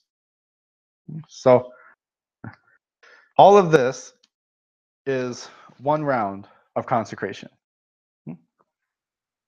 If you do, I would advise you do at least 3 rounds of consecration every time you sit. So that means 9 inhalations of the light using the mudra here, the binding mudra here, right? 9 inhalations of light into it. Iao with 9 breaths, right? It's actually 3 repetitions of Iao here, and then 3 repetitions of Hung while you press the energy and seal it into the dagger. Then again, 9 inhalations of light into it, 3 repetitions of Iao, establishing the 3 realities within the dagger, and then 3 repetitions of Hung, very strongly, really kind of pressing out with this hand against it, like creating a tension here with the feeling that the tension is sealing the energy into the dagger. So the dagger will never lose that energy now. And when you say Hung, try to almost feel that you're throwing your voice into the dagger, like the dagger is resonating with the intonation. Okay? And do all of this at least 3 times. If you do it 3 times, you're going to move through your consecrations fairly quickly. In the lecture here, we give 432 rounds of consecration. That's a Kabbalistic number. It's a Kabbalistic number in terms of helping energy materialize into this world. But that's assuming 432 perfect consecrations, right? You may very well, your mind may wander, your heart may wander, your visualization may not be that good, your energy may have been disturbed because of something during the day. So some of you will achieve the signs before this, some of you will achieve the signs after. What I'm looking for is that you at least did 432 rounds of consecration. That's important. Even if you start getting some high level signs, you still need to get the 432 rounds. Okay? It sounds like a lot. It's not, right?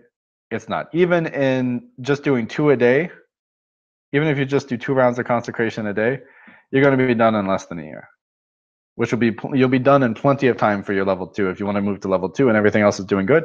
Even just 2 rounds a day and you'll be done in less than a year. Right? 4 rounds a day, right? You'll be done in a little more than 100 days, right? Less than a third of a year. 10 rounds a day, you'll be done very quickly. You'll be done in less than 2 months. So practice, at your own pace with it. But this is one of those things where I kind of recommend you do a lot of it now, maybe even 9 or 10 rounds a day, so that then you're done with it and you can put it aside and use the rest of your time for other parts of your level 1 practice. So once you finish your consecrations with it, you still once a week need to take it out and offer some light and incense to it, or it'll start to get angry. It'll start to form a disconnect with you. Okay? Ritual items have a life of their own. They need to be taken care of. But I recommend that you kind of right now do your dagger, like as soon as you get your dagger, start really focusing on your dagger consecration. If you don't have a dagger yet, really focus on one of the other auxiliary practices, like your memory practice right now, or your vital force practices. And then once you get your dagger, kind of switch over and really focus on your dagger practices just to get it out of the way. Right?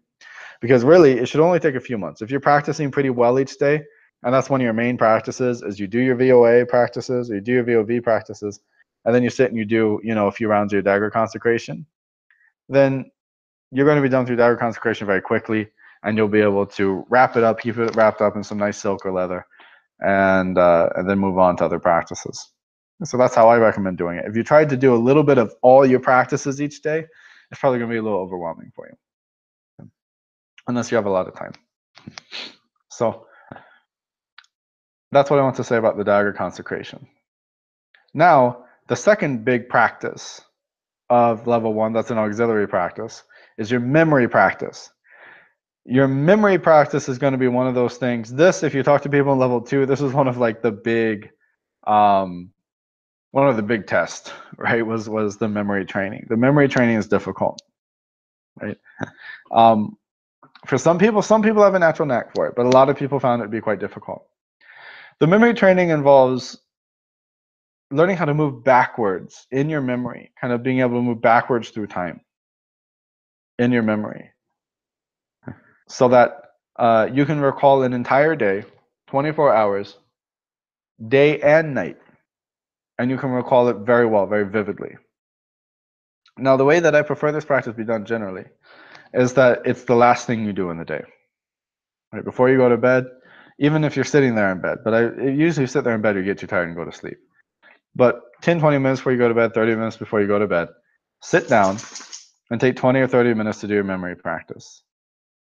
The way you're going to do this is as you're sitting, you're going to begin to try to rewind, meaning you're going to move backwards in the first person view. Sometimes people remember things in third person, which is weird, but it does happen. Keep yourself like you're seeing it again through your own eyes. And try to move backwards, right? So if you sat down in the chair, the first thing you're going to remember is standing up, because that's the reverse, right? And then turning around and walking backwards to wherever you came from before you came to the chair. And then doing everything in reverse, doing everything backwards. Now, some conversations may appear as kind of white noise to you. You don't need to remember the conversations backwards. It's going to be almost impossible for your brain. You can get to a point where you had a conversation and play it forward.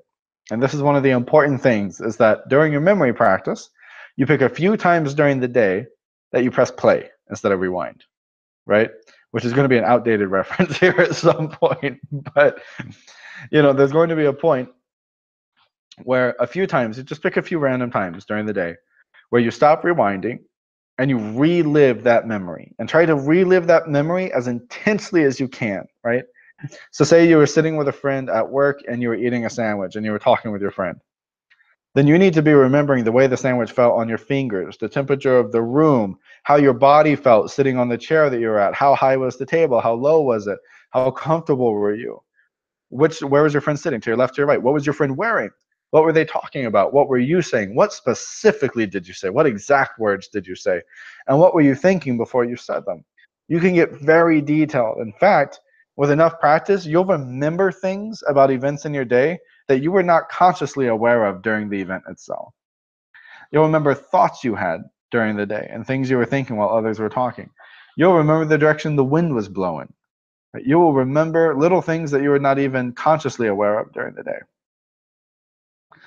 And move backwards. So once you've played forward through a little event, go ahead and go back again and keep going back, play through another event, keep going back, play through another event. Go back all the way to when you woke up that morning. Now here's the really hard part of the practice. Go back to where you're laying on your bed and you just woke up. Now close your eyes, moving backwards, and try to remember the last dream you had before you went to sleep, or before you woke up. Then try to remember the dream you had before that, then the dream you had before that. Move backwards through your dreams, all the way back to when you laid down to go to sleep the previous night. And then all the way back to when you practiced it the previous night. Okay? So 24-hour section. If you're sitting down at 10 o'clock at night practicing, and this is your second night practicing, then you're going to go all the way back to 10 o'clock the previous night, to when you sat down to practice that night. Okay? And as you do this, you are going to try to get as vivid as you can. Now, the dream part of this is the hardest part. The hardest part. And it's the most important part. Because ultimately where we're trying to go with this practice is directly remembering our past lives. Remembering our past lives as though they were actually memories of ours that we had. So, and you'll see, you'll distinguish very quickly the difference between a memory and imagination. And that's part of why we're doing this practice too. And so you can get very familiar with the, oh yeah, that's what I did, feeling that comes with memory. There's a kind of, remembrance is a very different experience. It's a very different feeling than just imagination. And so you'll get so good at telling the difference between imagination and remembrance that when you start to remember things from a previous life, you'll be able to tell what the difference is between an imagination you're having and something you're authentically remembering from a previous life. But we can't make that gap into a previous life until we conquer the dream state, because the dream world is the most similar state to what we were in between incarnations. So if we can get through the dream world perfectly, we can also work our way backwards to what we did before we incarnated, and then back into when we died in our previous life, and then start moving backwards from there. That's a long way from now, that's years from now. But for now, we're just going to work on the day. And so your own little life and death of your day is when you're awake and when you're asleep. So keep a dream journal. This is important. You need to wake up a few times during the night and write down any dreams you had. And during the day, you need to be looking forward to the dreams you're going to have that night. Be thinking to yourself, oh, I can't wait to dream tonight. I wonder what I'm going to dream tonight. I'm really excited about having good dreams tonight. And when you lay down to go to bed, be telling yourself, I'm going to dream, I'm going to dream, I'm going to enter into the dream world. I'm about to close my eyes and enter into the dream world. Prepare your brain, because many of us can't remember our dreams anymore because we've considered them as unimportant, so the brain doesn't remember them. You need to trick your brain into really being convinced that dreams are important again, that you're really looking forward to your dreams, so you better remember them. Oftentimes, you'll remember anywhere from 10 to 12 dreams a night. after a few weeks of practicing this, if you're good about your dream practice. And then you'll find it's very easy to move backwards through your dreams very vividly and clearly, just like you're moving backwards throughout your day. When you can move backwards throughout the whole day and the whole night, vividly and clearly, and describe with intense vividness different parts of the day and parts of your dreams to me as well, which is very easy for me to tell the difference between someone making it up and someone really describing it, then we'll consider that you've completed level 1 of the dream training. But that can take quite a bit of time. It really shouldn't, but people, because magical training doesn't have the bliss effect that mystical training and internal alchemy does. You do your internal alchemy, you do your meditations and contemplations, you feel really good, you feel blissful, you feel strong, you feel healthy, whatever the case may be. So there's a strong reward to doing your practice. Magical training, like consecrating a dagger, doing memory practice, working with the vital force, can be exhausting, and sometimes it's not that fun. And so because of this, people put it off very easily, and level what should just be a few months of training, for example, with the memory, ends up becoming a year and a half of training. Okay? If you exert yourself and realize that some of the skills that come with magic require hard work to get, and you just exert yourself, then you're going to develop quickly, and you will understand why I'm having you do these practices. If you don't exert yourself, then you won't understand the full benefit these practices get. Students who really apply themselves to this have remarked to me many times how remarkable their memory is now, just in daily life, right? To the point to where they can remember exactly what happened about something, and you'll start to get very clear. Even just when you go about 24 hours, you'll find that once you get very good at it, you'll be able to start remembering things from your childhood with excellent detail, a detail you had totally forgotten. So this is an important practice. One of those practices that may not necessarily be the funnest thing in the world, but it's important.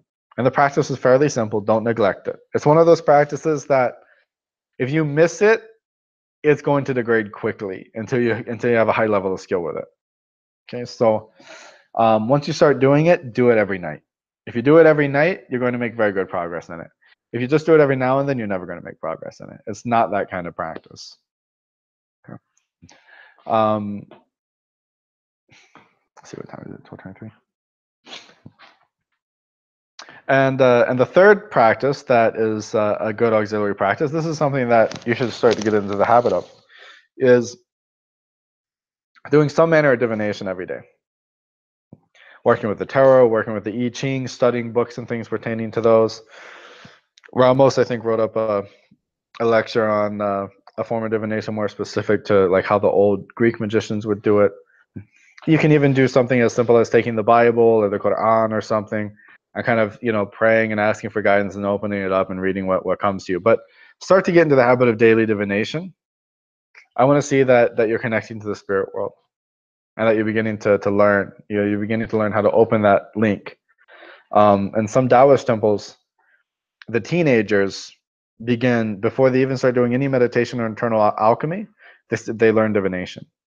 And they do that so that they can prove to themselves the existence of the spirit world. Because regular divination practice will prove to you beyond doubt that there's something intelligent watching your life. And that's important. So that's something to pick up and just make it part of your daily routine in the mornings. It's just something simple that you can do. It'll only take you 10 or 15 minutes. You can do it before you even do your practice, but I prefer you do it after your practice, because you'll find you can connect better to the spirit world then.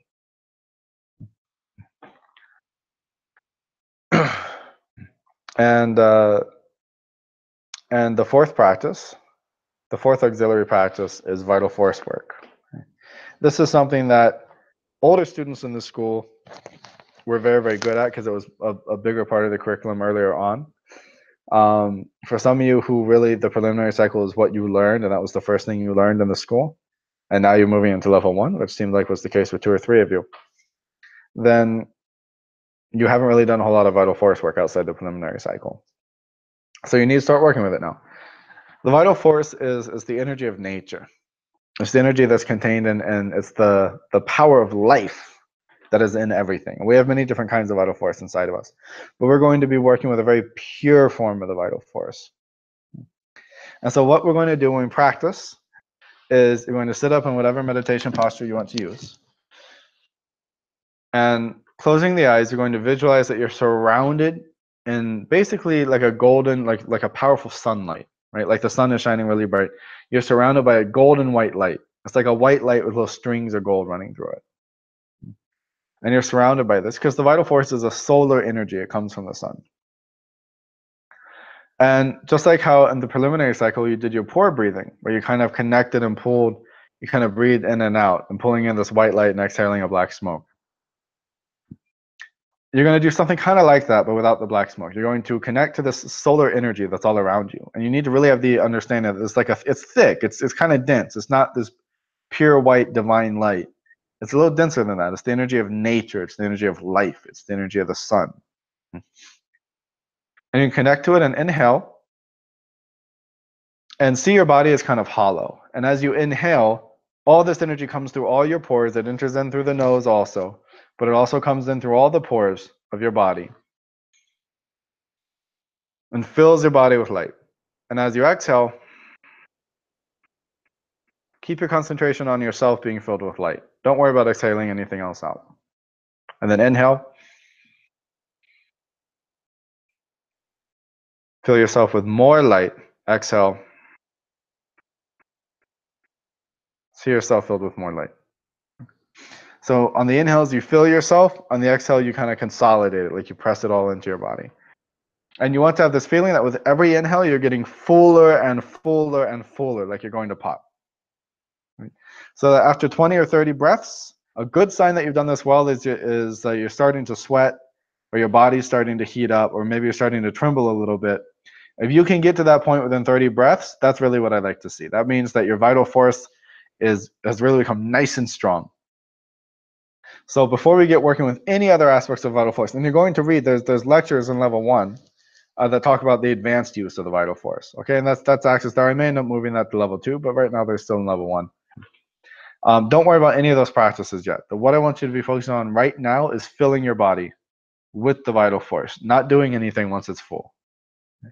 So what I want you to do is take 20 or 30 breaths, inhaling the vital force into the body, and then spend about 10 or 20 breaths just breathing without inhaling any more vital force and just meditating on your body being filled with the light of the vital force. Okay? Almost like you're turning into the vital force. And then spend as many breaths as you did inhaling the vital force, exhaling it, sending it back out into nature. So now the inhale will be neutral and the exhale will be active. So you'll inhale and just visualize the vital force inside your body. Exhale, send it back out into nature, and now there's less vital force in you. Then inhale, neutral inhale, exhale, send the vital force out into nature. Neutral inhale, exhale, send the vital force out into nature. So a good routine here would be 20-20-20. 20 active inhales, bringing the vital force in, accumulating it. 20 neutral breaths where you just concentrate on the vital force inside of you. What'll happen is it will start to build a tension. It will really become quite powerful during that time. And that's very good for your health also. And then 20 active exhales, where the inhale is neutral and you exhale the vital force back into nature.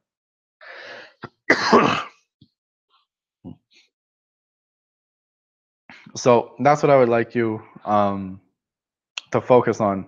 And these practices, the vital force is something that the memory practice you can actually conquer in a few months of good practice. The dagger consecrations you can be done within a few months. The tarot, working with tarot or some kind of divination, it's just really just a few minutes a day, of working on it. It's not too much. But your vital force practice is something that probably will take you every bit of a year to kind of get to where I want you to be, right? And I'm saying a year because, in my opinion, a good student who really applies themselves can pass through level 1 in a year. I think that by mediocre, I don't mean the normal derogatory term. I think that just like the average student in level 1 shouldn't take more than 2 years. If you've been in level 1 for more than 2 years, you've been slacking, and that's really generally going to be the only explanation for it. Is that you've been slacking, or maybe you've been very good with yourself, but your lifestyle has been crap, right? And so your internal alchemy hasn't taken root. So lifestyle is important. But daily practice is important too. If you have both those things going together at the same time, it really shouldn't take more than a year for you to be ready for level 2. And even if you're just kind of, doing both of them in a more mild way, lifestyle and practice, still in 2 years, you should definitely be ready for level 2. Right? And there's different levels of training within level 1 also. Okay, so for example, if your vision practices are very good, and I've seen the results from those that I want to see from you, but your memory practice isn't there yet, your education isn't there yet, whatever the case may be, I may teach you the first sanctuary practice before you enter into level 2, right? Because you're ready for that, but you're not ready for level 2 as a whole. Another thing is that there's different levels of the vital force training just within level 1. So if I see that your vital force training is going really good a few months from now, then I'll move you up to the next stage of your vital force training. Same thing with memory training. If you are just happen to be exceptional at your memory training, I might move you up to the next part of your memory training before level 2. Right?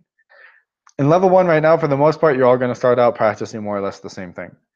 Over the next few years, as you train under me, all you guys will end up probably having somewhat different routines, because I do try to kind of customize people's ascesis routines a good bit after they've been practicing for a while, because people develop differently. People's alchemy develops differently.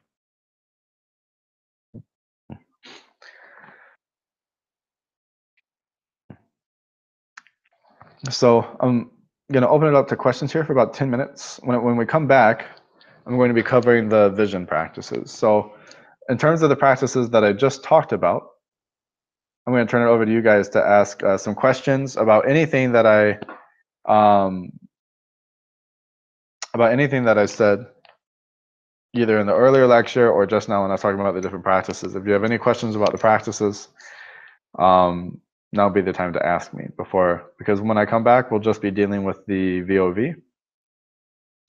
And that's probably going to take the whole hour to really go into.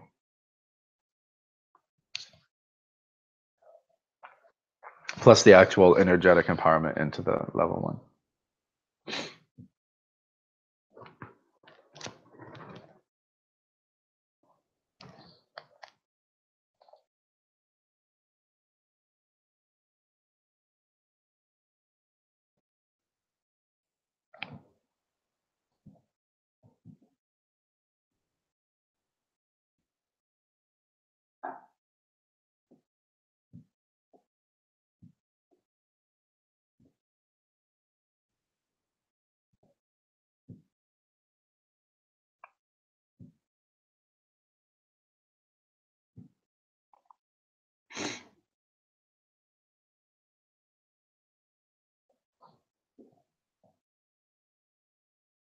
So Shane asked, in the inhaling of the vital force, would you say that the visual aspect is more useful than the feeling that you're inhaling the vital force? No, the feeling is always more important when working with energy.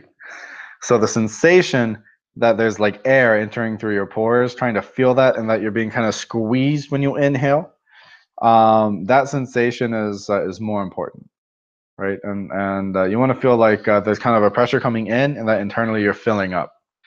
That's more important, but definitely the visualization is almost equally as important, because you need to be connecting to the energy you're trying to inhale. There's different kinds of light.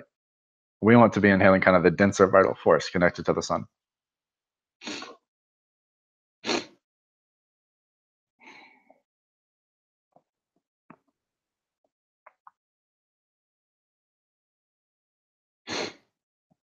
Giuliano asked, how often do you want us to send updates to you via email? I'd like to see a monthly update from all my students. Okay. And if I don't get a monthly update from you, or if I only hear from you once a year, you're never going to get to level 2. Okay. So I need to be hearing from you at least once a month, even if it's just to tell me you had a bad month. I need to hear from you. You need to be active. And that's really going to be, that goes a long way towards helping me decide who I'm going to move into the next level when the time comes, which, probably in 9 months or so, we might do another level 2 empowerment. And you can send it to my email, veostascolotos at gmail.com. I wouldn't recommend sending me, I don't really get the alerts on my phone when I get a message sent on the website. So if you send it to my email, I'll see it. So all of you need to understand, and you will hear, I'm sure, many infamous stories about me not getting back to people about things. So all students need to understand, especially new ones coming into level 1, Veos is a busy person, right? The Divine Science Incorporate is a nonprofit 501c3 here in America, which means we're a public charity. And right now, that means it requires a board of directors. And we have a board of directors of which I do all the work for the most part, right? I do all the budgeting for, I do the planning, I write the bylaws, I edit this thing, I edit that thing, I do all the taxes, I do all the accounting. I do the lighting, the audio. I mean, there's, I do a lot of the work, probably 75, 80% of the work that goes into keeping TDS running. So to me, I feel like I'm always working on TDS each day, even if you guys don't see me or hear from me for a week or two at a time, right? The result is that you need to understand, I always read your emails. I always read your messages, oftentimes within 30 minutes or an hour of you sending them, right? I do not generally respond unless it has been a very relaxed week for me and I kind of have the time to sit and respond to a bunch of emails. Or if there's something really imperative in the message or imperative in the email, then I'll try to get to it. And that doesn't mean you think it's imperative. It means I think it's imperative, right? Like if I saw something, you could be telling me you think your world's ending. And if I think you're just being silly, that doesn't mean I'm not gonna, it doesn't mean I'm gonna respond to you with the urgency you sent me a message. But when I can, I try to get back to everything as best I can. Hopefully this next year will be going better. 2017 was difficult, not just with moving to North Carolina, but also with getting all the paperwork to be a North Carolina organization as well, and then getting all the 501c3 public charity paperwork done, reforming the organization of the board of directors, all these kinds of things. So hopefully next year, now that that's all done, I'll be able to relax more and focus just on my teaching activities, right? Of which there should be a lot next year between TDS and the 3 Awakenings teachings that should launch in January. There's going to be a lot of teaching going on next year. So yeah, so send me an email. I'll put it here in the channel thing. I need to put a little teacher thing about myself and my email and everything for you guys here in the Slack chat channel. Keith asks, does the dagger need a sheath of some sort? Would there be a requirement to carry it around with us at some point? You don't need to carry it around with you at any point unless you want to. The dagger should have a sheath.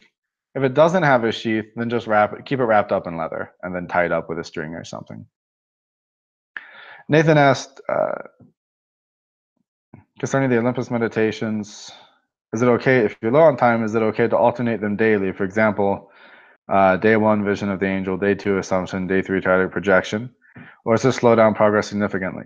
If you're low on time, I would rather you do less of all 3 of them together, all at one day, than to just do one day, one the next day.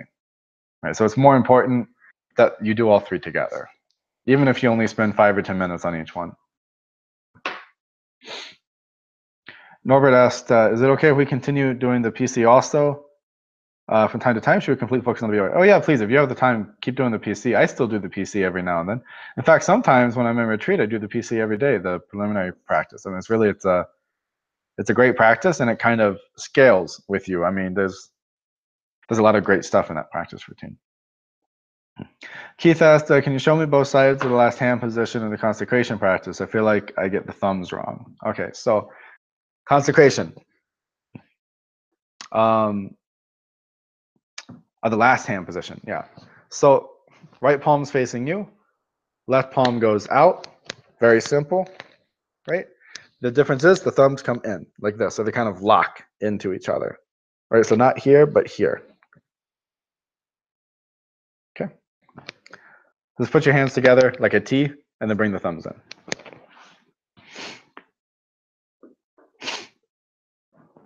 Shane asked if using the tarot, do you advise a certain deck, a certain set of symbols like Crowley?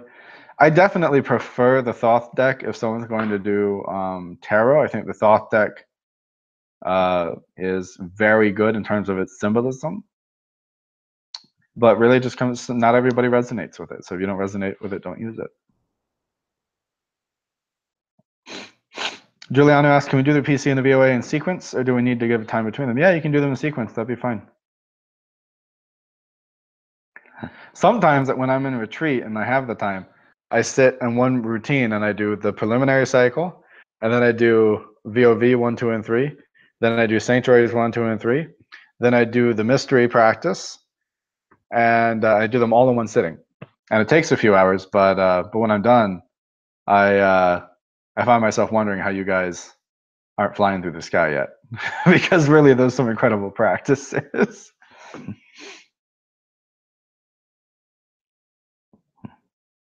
Lewis asked, apart from the life of Pythagoras, which Islamic or other scriptural work would you recommend for a structured lifestyle, or just research? Just research. Yeah, that's interesting. So, unfortunately, like the ethical laws of, for example, Buddhism, Islam, Judaism, they do require quite a bit of research to be able to really. I don't know. I can't think of any books offhand that just kind of simply and easily describe the do's and don'ts of any religion in terms of ethics. And I think that's because a lot of times it's quite vast. It's quite a vast subject, and most religious scholars don't like to teach it without a lot of commentary on it as to like why this is the case and when this is the case and when that's not. Especially when you have a system like in Islam, the ethics of Islam, based on the theory and philosophy of Sharia, is very conditional, very situational. So you have to understand it's really just about trying to be just in every situation that you can. So reading Plato's works and things like Aristotle's works on ethics and stuff like that go a long way. But it's good to also just have things that don't require a lot of thinking, with everything. Like to just have something where, like for example, a Muslim doesn't eat. Neither do Jews. They don't eat ham. They don't eat pig. And so that's just something that they don't let themselves eat, even though it tastes really good and it's very juicy and filled with fat, and its fat makes other things taste good. They don't let themselves eat it, partly because it tastes so good and it's so enriching to things, So it's like too good for the ego, So you can do little things like that. I can't think of anything offhand. That's an interesting question. I can't think of anything offhand that's just a simple, short dissertation of all the do's and don'ts ethically of some of the different world religions. And Luke asked an important question. Hey, Veos Daskalotos. Veos, what's up with scienceofthestars.com? I don't even know if he's live with us right now or not. Let me ask. Luke, are you live with us?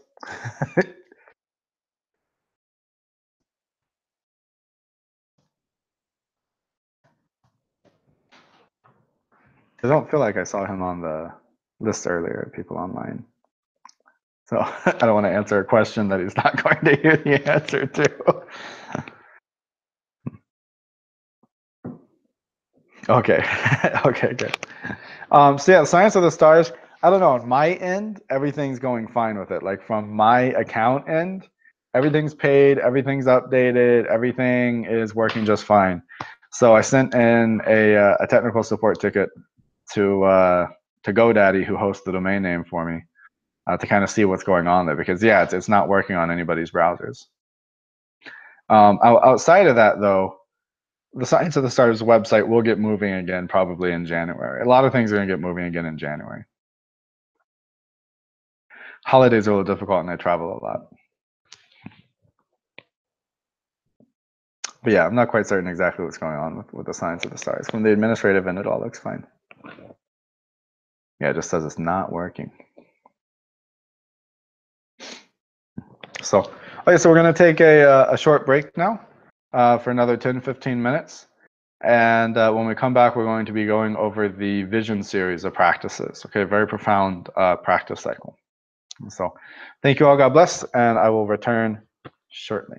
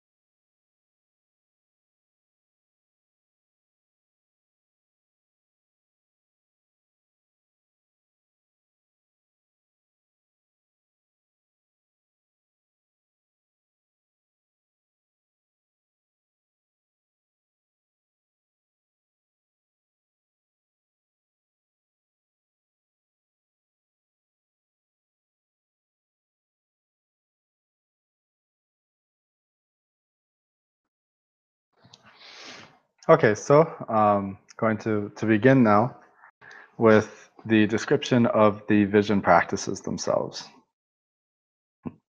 These are practices that, again, even if you're doing the sanctuary practices, it's quite beneficial to go back and do the visionary practices. Though, to some extent, if you're already very well settled in a sanctuary, you can just do the preliminary cycle. The preliminary cycle is very potent practice, but the vision cycle is very potent practice as well.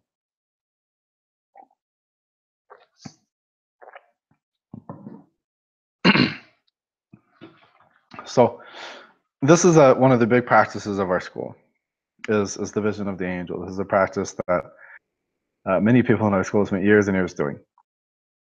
It's a profound practice. So it keeps getting kind of foggy here. It's a profound practice that allows us to connect to our higher self, right? The vision of the angel, what the name refers to is, within some of the esoteric traditions, the soul itself is called the solar angel. And so the vision of the angel refers to seeing your own divinity, right? Having the vision of your own divinity within yourself. And this is the vision of the solar angel. So I'm going to go through, because sometimes when I teach these things, I teach them a little differently to everybody. Usually based on what I feel like they need to focus on more. So I'm going to read from the lectures to make sure you guys learn it the exact way it's written in the lectures. And then over time, I might modify some aspects of the practice for you when we do ascesis reviews. So the essential practice of the vision of the angel is as such. And I'm going to read the complete form. We've given 3 different versions of the practice here. But really, form 1 and 2 date more back to before we had the preliminary cycle. It's an old lecture, and it dates back more to like when we had the preliminaries, before we had it, where this would be one of the first things people learned, and we'd work them through different levels of the vision practice over the course of a year or 2. You guys, having completed the preliminary cycle, can go straight to the complete form of the practice. So step 1, a glowing white sphere shall be visualized 6 inches above the head, and you'll know that the sphere represents your higher self, the true divinity. Now, what I recommend is that you spend a few minutes just doing this. Spend a few minutes just settling into yourself, regulating your breath, and contemplating a sphere about 6 inches, just about a hand's width up here. And it should be, fairly large, good sized sphere, about the size of your head at least, of white light that you identify with divinity, right? This is kind of like you're putting God on top of your head, right? You're seeing this as a doorway to God. And this is a good time while you visualize here, and you're visualizing this, to kind of open the practice with a prayer. So you can chant the Makar Hostis here, which we should chant the Makar Hostis before any formal practice session of a lineage technique. This is a lineage technique. That means that this comes from Ramos and I, or it comes from one of our masters, okay? Things like the vital force practice, memory practice, those exist in many different forms in many different spiritual schools. They don't come from any one, they don't come as part of an authentic lineage. But for example, the vision practices were all revealed. The 3 vision practices, the first and second one are revelations to Ramos. The third one was a revelation to me. And the sanctuary practices are my revelations. And then the mystery practices, Ramos's revelation. What I mean is that higher beings and masters and angels came to us and taught us these practices, usually in the dream world. And they taught us them specifically for you guys. They taught us them not even for our own practice, but to teach to you all, to give you all a systematic way of developing. So take a minute and connect to the higher divinity and chant the Makar Hostis. You can chant Iao a little bit.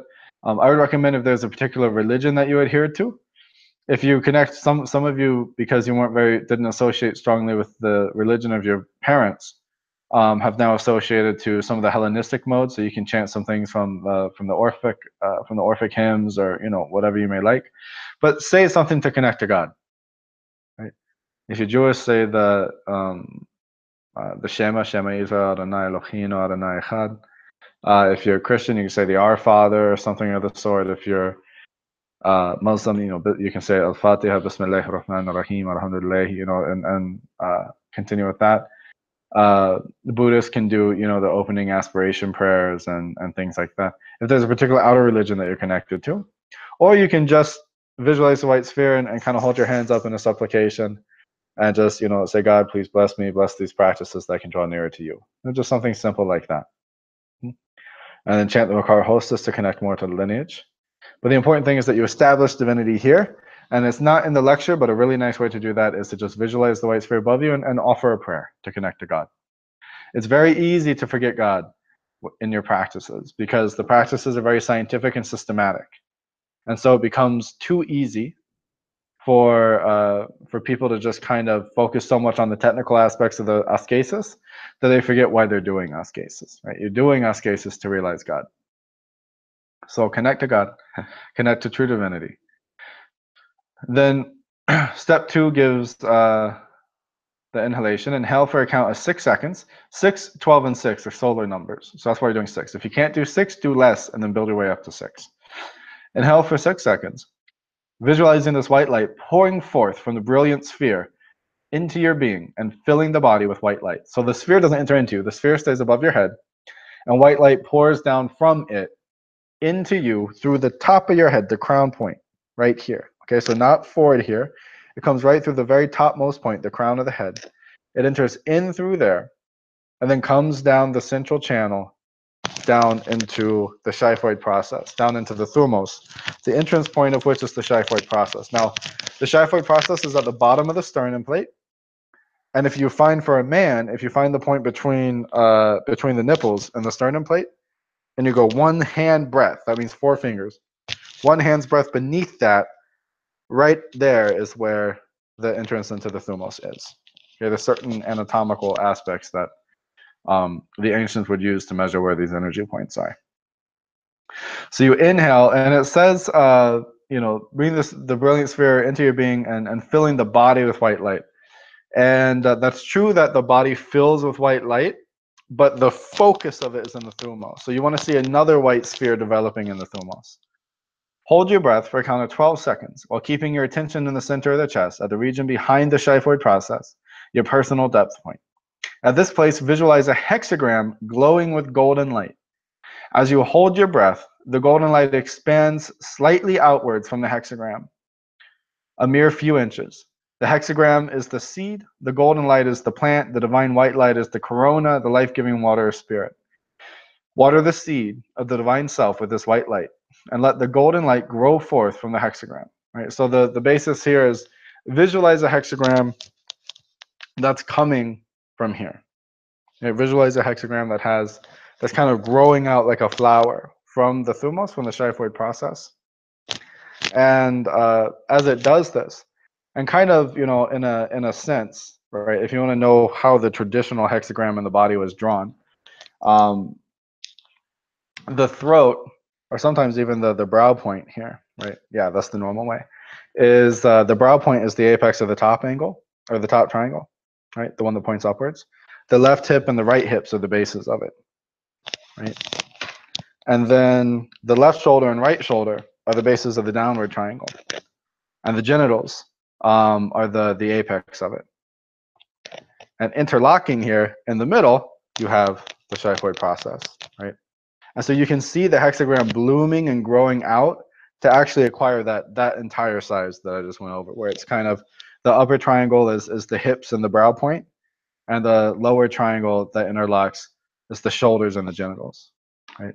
And you can kind of concentrate your whole body being, kind of being filled with this image of the hexagram, resonating a beautiful golden light. And the way the technique is described is that from the golden light, white light kind of shines out and fills your whole aura, right? So kind of about an arm's length out from you should all be filled with white light. The body should be almost like a golden light that looks like fire, like it's the sun itself. So that you want to gradually, with each breath, disappear into this light. So you inhale for 6 seconds, then you hold for 12 seconds, and you visualize this hexagram growing, kind of blooming out, and shining radiantly and filling the body with a golden light, filling the aura with a white light, right? And holding this for 12 seconds. And then you exhale for 6 seconds and release from yourself. You can see it leaving you as like a black smoke. Everything that is not God in you, everything that is not divine in you, all of your vices, all your negative thoughts, negative energies, bad emotions, all those things, insecurities and doubts, let it all leave. So you do this 20 times.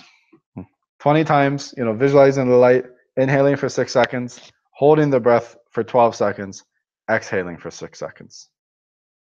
Okay. And doing this 20 times, each time the body's shining more and more resplendently, so that you just look like a god made out of a golden fire, with beautiful white light shining in all directions from you.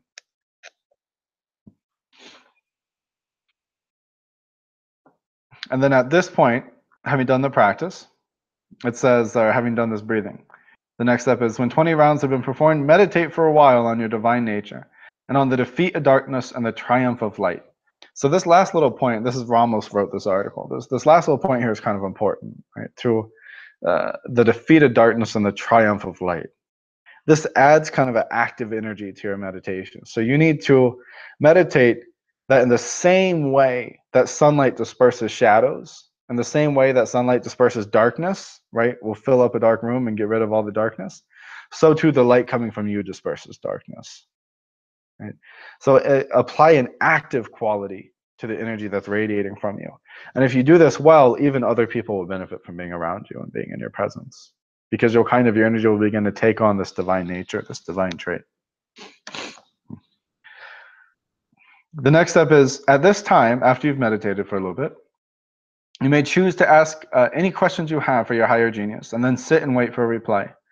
If there are no questions, you may make a mental prayer to the brilliant white corona above your head, asking to be shown the true path and the divine wisdom. Let the oration continue as long as you feel moved, but not so long that you forget the rest of the operation. So this means that this is an interesting part of the VOA. The VOA is very dynamic practice. It's one of the things that I've always loved about it. There's a lot of aspects to it that can kind of change based on where you're at in your evolution and how you want to approach it. It can be a quick 20-minute practice. It can be an hour, 2-hour long practice, depending on how long you do these things. Because you could spend 10, 20 minutes in prayer just with the white light above the head before you even begin the practice. And then now, having done 20 or 30 breaths into it, you could spend another 10, 20 minutes just meditating on your own inner divinity, manifesting and dispelling all ignorance.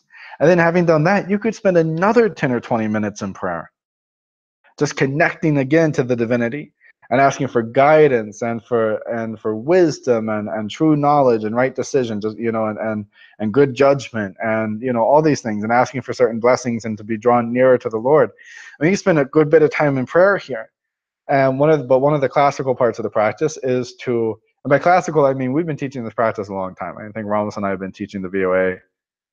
We first taught it to a group of students to the Daskaloi during a fire ritual. It must have been 7-8 years ago. So we've been teaching this practice for a while. And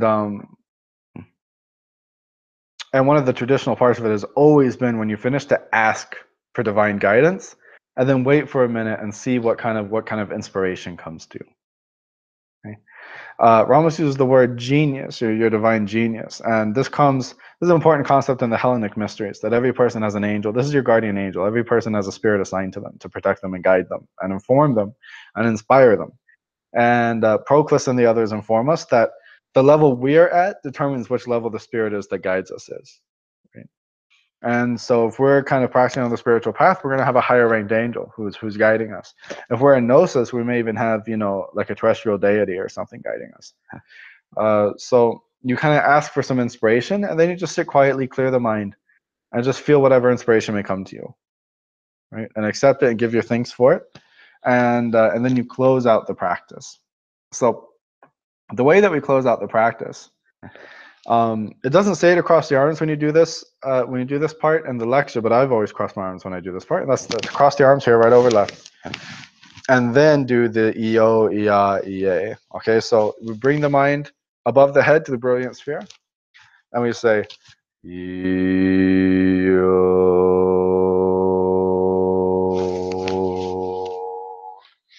and then we visualize another sphere beneath our feet, kind of in line with the center of our body. That's like kind of as wide as our body. It's like another sphere of energy beneath us at the bottom of the aura. And we say,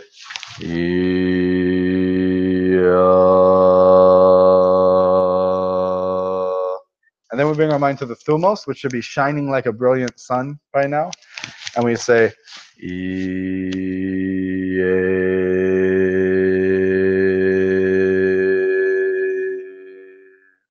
So that's EO, EA, EA.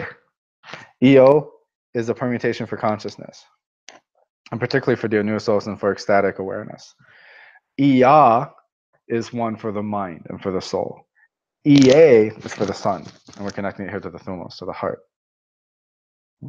And then we'll bring the chin down, and kind of long and gently, a nice long sonorous EAO.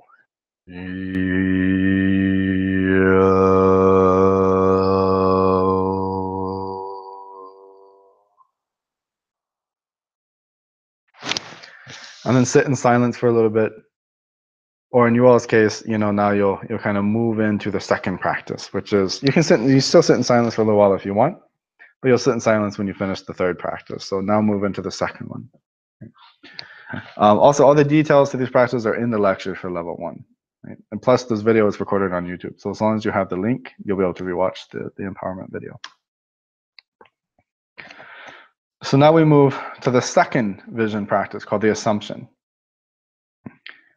And we usually call this the Assumption of Amun-Ra. I mean, that's an old name for it. Really, it's a God form. You're assuming a divine form, and you're meditating on it. Now, we give a technique for this that's meant to be very non-religious. Like most of the techniques in our school, we try to make it as acceptable as possible. Sometimes there's always going to be an issue. But we try to make it as acceptable as possible to somebody of any religion, right? Or at least mildly acceptable. And so what we've done here with the Assumption practice is we've done the same. We've tried to give a general outline of how to visualize your own divinity based on classical symbolism. But this can be substituted a little bit with your own understanding with any particular deity that you've been working with. Okay, so we'll read the steps here.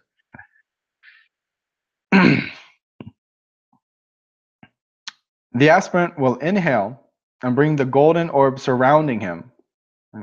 So this means the gold that's in your heart as well as the white light that's around you. The golden orb surrounding him so that it envelops his skin, turning his skin golden, right? So now you bring all the light from your aura and press it down into you so that your skin turns a beautiful golden color, which is in most old scriptures said to be the color of the skin of the immortals. Let him then visualize and feel that he is clothed in an azure robe with golden trim. Azure is like, deep blue, like night blue, and many golden stars speckling his robe as they do the night sky. He sits upon a throne of diamond and wears a nimbus of white and black stripes or a golden crown. The idea here is these are things of exaltation, right? So the golden skin is the skin of an immortal or the skin of a deity. The azure robe with the spots, with the speckles on it of stars represents being wrapped in the universe, right? That your divinity is wrapped in the stars and night sky of the universe. The diamond represents perfection. And so sitting on a diamond throne represents perfectly being situated in the world, perfectly situated in your own divinity. The nimbus of black and white stripes represents conquering of duality. The black and white is the duality. Or the golden crown, which represents exaltation. You can visualize any crown up there you want, really. Holding this form, the aspirant shall see himself in a vast void. Below him there are clouds of chaos, the mundane world. He sits above them in a realm of light. The clouds at his feet, and he rules all that is below him. The aspirant shall observe that he has become his divine self, sitting above the chaos of all the world. Let him now meditate as his divine self, affirming his true identity. Let him be risen above all of his vices and imbalances. Splendid as an angel, let him retreat into meditation, safe from the influence of the evils of the world. In this meditation, let him discover who he is. Let him forget time and space, duty or obligation, worldly responsibility, personal ego, and motivation. To this, there are 3 points of meditation. Let the aspirant alternate between them as he will. So this is to keep yourself focused in the meditation instead of it keeps the meditation dynamic instead of allowing your mind to wander. The first point is that the azure robe, as the universe itself, the aspirant shall contemplate what it means to wear all the universe as a robe around his body. The second point of contemplation is the crown or the nimbus as divine authority. The aspirant shall contemplate what it means for his head to be above the robe and beyond the universe, and to be wearing the crown there. Third point, the chaos below his feet as the world of illusion. The aspirant shall contemplate what it means to sit on a throne above it. So these are these 3 dynamic points here that Ramos has given for this practice to kind of move back and forth between to keep your mind engaged in the meditation. right? So really contemplate the symbolism of the practice. The aspirant, finished with this meditation, will place his hands above his head so that his palms are together, facing each other, with the fingers extended. He shall intone Amun, parting his hands to form a crescent, and conceptualize a brilliant golden sphere sitting upon his hands, and then shall intone Ra.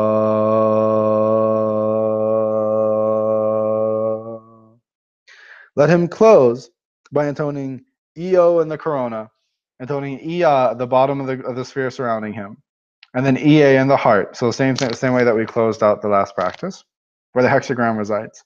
Crossing his arms over his chest and bowing his head, let him contemplate this golden light, becoming a permanent part of him, anchored into his aura. It is now a part of his being. The idea firm in his mind, his head still bowed in reverence to his higher self, the aspirant shall vibrate Iao in his entire aura. This shall be the sealing and the balancing of the energies in his aura. So it's worth saying here that when you do all three of these together, you actually don't need to do the closing practice for each of them, right? So the EO, EA, EA, and then crossing your arms and intoning EAO, actually you can skip that and just do that at the end, right? Though I do actually recommend you still do it after the VOA practice itself. You don't need to do it after the assumption, because the assumption moves straight into the triadic projection, and the triadic projection is very grounding itself. And with the assumption practice, you can modify this if there's a particular deity or a particular aspect of God that you connect with. You can modify this a little bit, right? And even, for example, like in the Judeo-Christian paradigm, and this is actually the way that we taught this years ago. I mean, when we first started teaching the practice, I don't know if anyone else here remembers, but I think it was Ahie above, and Adonai beneath, and Jehovah in the heart, right? Or Elohim in the heart, I think is actually what it was, right? And so we actually used to use Judeo-Christian God names when we did this practice. You can do that. You can use Arabic names, Buddhist names. You can visualize yourself as a Buddhist deity. You can visualize yourself as an Egyptian deity. You can visualize yourself as an Orphic deity, right? As a Hellenistic deity, if there's a particular deity that you're meditating with. You can use this as a chance to connect to that deity.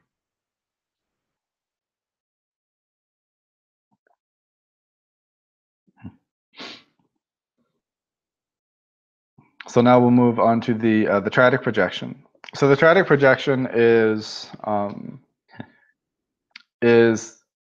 really a heck of a practice. I mean, it's a profound practice. Both the VO, and really these are all very profound practices, but the triadic projection has always been a special practice to me. I did a lot of it for a long period of time, and had many realizations as a result of practicing it, and I have seen it give very good results for many students over the years.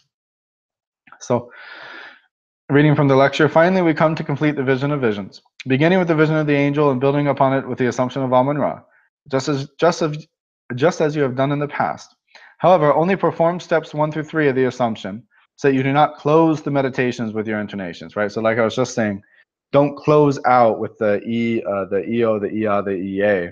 Don't close out your assumption practice, right? You're going to move straight into the triadic projection. After having gleaned all the benefit from the God form of Amun, absorbed in meditation, begin the triadic projection. So the first step of the triadic projection, sitting in perfect consummation of the God form. Let the aspirant make the key gesture and place the tips of his thumbs against the space between the eyebrows, above the root of the nose. The key gesture is very simple. You just interlock the fingers, right, with the palms here, and you point the thumbs together like this. Okay. So the key gesture is to do this. You're going to put the thumbs in the center of the eyebrow here. And this is the key gesture. The aspirant shall inhale slowly, feeling as though he is breathing through this point on his forehead. As he does so, let him visualize the entire God form being inhaled through this point into the brain and then disappearing in the center of the brain as though into a black hole. So the aspirant remains in his normal body again. So this is a dissolution practice, right? There's a generation phase, which is what we've done up to this point. Now it's a dissolution phase.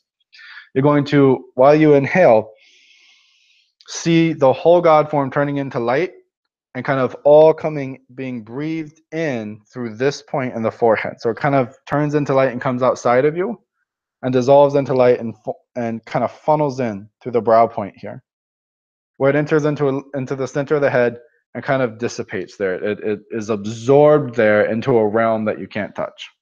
It goes into the akasha, into the aether. This is the dissolution of the deity form into yourself. Let the aspirant, or releasing the key gesture, the aspirant shall place his right hand, palm open, over his solar plexus, while placing the left hand over the navel. Let the aspirant sit quietly for the space of 3 minutes, and he shall begin to feel a gentle warmth for the two treasures, the thumos and the solar plexus, and the epithumia within the belly. So the gesture here that's maintained, and this is called the triadic gesture, and we use it a great deal.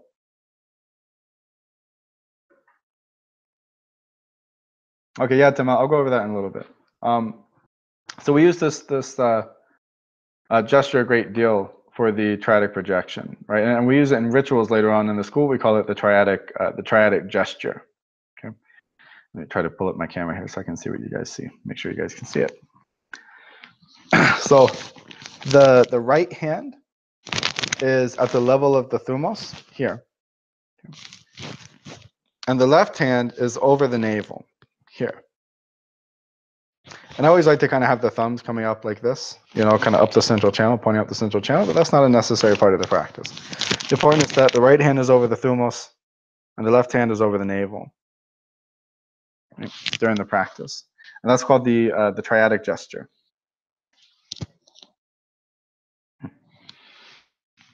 Once a gentle warmth is felt within the body, so you're going to hold this, and this actually will stimulate kind of a nice little energy response in these three channels, or in these two energy points here. Once a gentle warmth is felt within the body at the location of the thumos and the epithumia, let the aspirant raise his sense of location to a point 1 fist height above the top of the head. Feeling as though he is above his head, let him turn his focus upwards and outwards, as though he is looking straight up into the sky. Holding this concentration, that the aspirant shall take a deep and slow inhalation, then still looking upwards with the mind, let him intone E as he slowly exhales, feeling that the vibration of this vowel extends from the space above his head upwards into the infinite. Now, what it doesn't say here, at least I don't think it says it, could be a typo. You can do this out loud a few times to settle yourself into the practice, but the intonations of E, Ah, and O during this practice are traditionally done silently, right? They're done in your heart. They're done quietly or silently, not even whispered. If the mind starts to wander, you can whisper it out loud. If the mind starts to wander a little too much, you can intone it out loud to get your mind to settle back down. But ideally, we want this to be more inside the central channel, which means it needs to be done in the mind. Okay. So now it's a little hard to describe, which is why the language is a little weird of like looking up. But with each of these practices, you're going to use all three sensors for the triadic projection. Okay. Looking up in the mind means kind of just forgetting everything else except a universe above you that you can associate with heaven in a sense. And it kind of comes out in a cone with its apex here. And it kind of goes out in a cone like this, and it goes up into the universe. And so looking over your mind means to be like looking up into the heavens. Okay. And that's when you intone, you inhale, and you intone to yourself quietly, E, right? Just kind of inhale and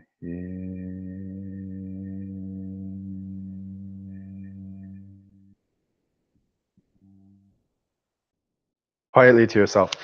Now, when you intone it to yourself, even though you're not saying it out loud, you need to feel like it's that the E is resonating so powerfully through the whole universe that it's filling up the entire heavens above you, right? Like you're shaking the heavens when you intone E. So even though you're saying it mentally, you need to say it forcefully in the mind, right? Not just gently. And then you inhale, and now you bring the mind to the thumos, and you intone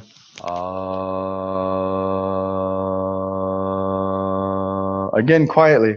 This time kind of like a sphere coming out from your heart, filling the entire universe in every direction. Okay. So the E was like the heavens beyond the universe. The Ah spreads out from the heart and fills the whole world you're in. So you're filling the whole world with awe. Again, mentally intoning it. Then you inhale, and you bring the mind down to the base of the body, right, to the perineums, underneath the buttock. Underneath the buttocks, kind of the opposite of what's happening above the head. So about a hand's breadth beneath the body. You're seeing an apex underneath the perineum that's coming down like a cone into the lower world. So here you're kind of mindful of material things, right, and matter, and even lower worlds like hells and things like that. And you're intoning O, and you're filling those worlds and resonating them powerfully with O. Okay, and then you inhale and you come right back up to the top, and E, and fill the heavens. And then inhale here in the heart, fill the cosmos. And then inhale down to the base of the body, O, spreading down from beneath you and filling all the lower worlds, which would be really like matter and sensible things. When you're here, you're filling the cosmos in terms of like life, right? And ideas and feelings, experiences, all of that. And you keep doing this over and over. So this is the triadic projection, right? One round is E, and O, right? With a nice inhale in between each one and a nice long exhale. The length of it is fairly up to you. Just try to keep them equal the best that you can.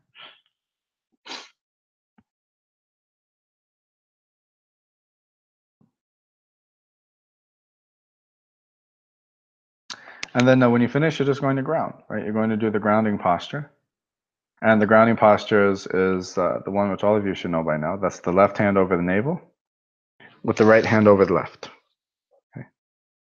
And so putting the left palm on the navel so it covers it, putting the right hand on top of the left palm,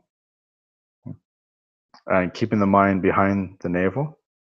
And that's how you ground this energy into yourself. So start out with 9 rounds, ideally, 9 rounds of the triadic projection. So that if you're going to look at like a good practice, you'd be doing 20 rounds of the vision of the angel. And then you'd sit for about 10 or 15 minutes in the assumption of Amun-Ra. And then you would do 9 rounds of the triadic projection. Okay. And again, these can be pretty much as long and as exalting as you decide them to be. This practice will reveal a lot to you. And this is an important thing, is to practice dynamically. Don't practice statically. Every spiritual practice can teach you about itself. Every spiritual practice can give you realizations. Every spiritual practice can give you different kinds of enlightenment, particular to that practice. So listen to the practice, hear it, learn from it, and learn about, the power of intoning the E above you. Learn about the power of intoning Ah within you and around you. Learn about the power of intoning O beneath you. Contemplate those realities at those different levels and the connections of those sounds to those different levels, right? Contemplate where your hands are and the connections of the different energy centers, the nous and the thumos and the epithumia, in relation to these different levels of reality, and what that might mean for you as a person, how it relates to you ethically, psychologically, physically. There's lots of them. Practice dynamically, right? Same thing with your triadic projection, or same thing with your assumption technique, same thing with your vision of the angel. If you do your ascesis dynamically and engage in dialectic and contemplation while you do it, you're going to make good progress, right? If you practice very statically, you're going to make definite progress, but it's going to be step by step instead of leap by leap. Okay. So bear these things in mind. So now I'm going to take some questions now about the practice of the assumption, or the practice of the 3 vision practices. I'm going to take some questions now. The first thing that I'll do is I'll answer Tim's question there about the hand so that you guys can see it clearly. It's very simple. It's just putting the hands above the head for the assumption and saying Amun-Ra,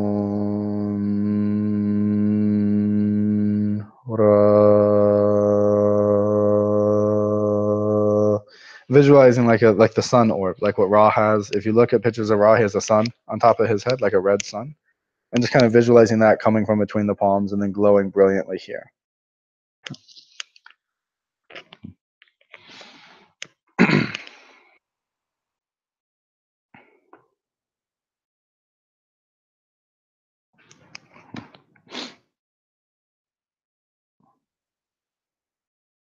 And Marcin asked about 3 Hegetonamine names. Marcin, you mean in relation, or Markin, you mean in relation to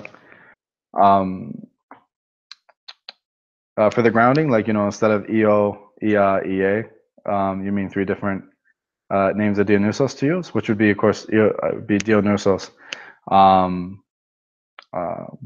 and Bacchus. Would be the 3 names.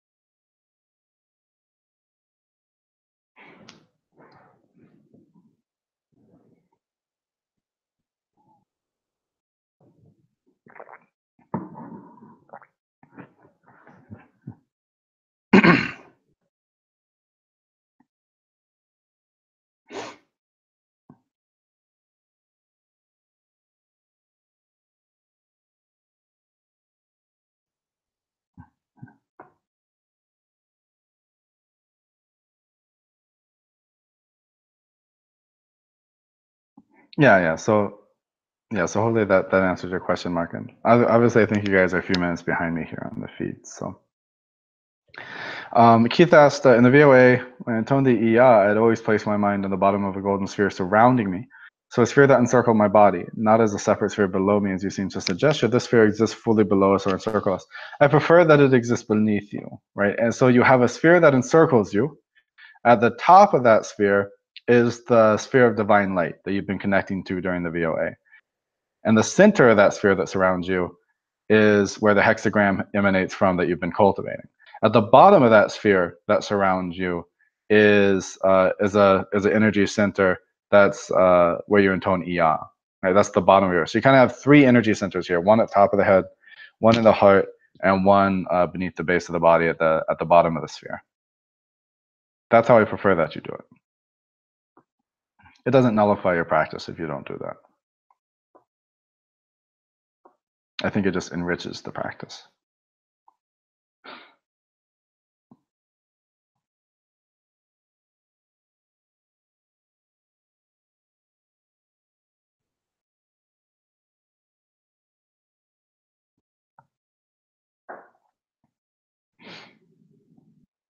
Any other questions concerning the technique and practice for the vision practices?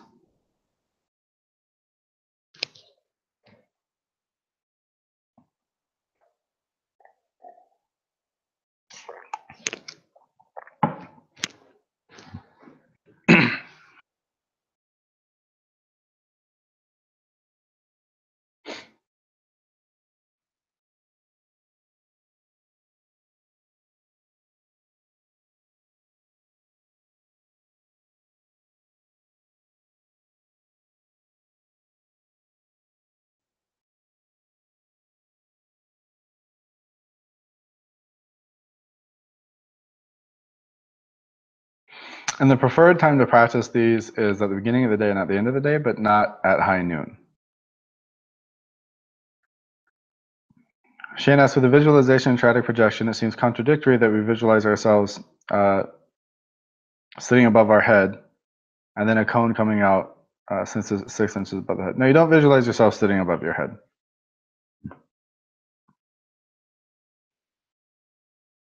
No, you just visualize like you're coming out. Like, it's hard to explain. Like, your awareness is expanding like a cone from the top of your head out into the heavens. So you're above your body, but you're not like literally sitting on top of your head. Your awareness is above your body.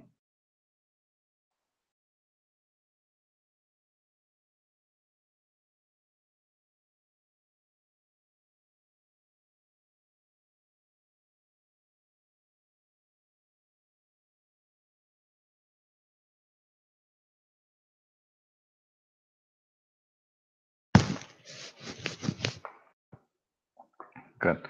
Okay, so we're going to take a short break, 5 or 10 minutes. And when we come back, we will chant a little bit, connect to each other, and I will give you all the energetic empowerment and transmission into the VOA practice, and into the entire vision series. But I'll do it by doing the VOA through you all. to connect my energy to yours, energy to lineage through yours, so that the practice can give fruition very powerfully for you, and so that it'll give fruition quicker for you. Okay. So take a little break though for 5 or 10 minutes so I can get some stuff together for that. God bless, and I'll be back shortly.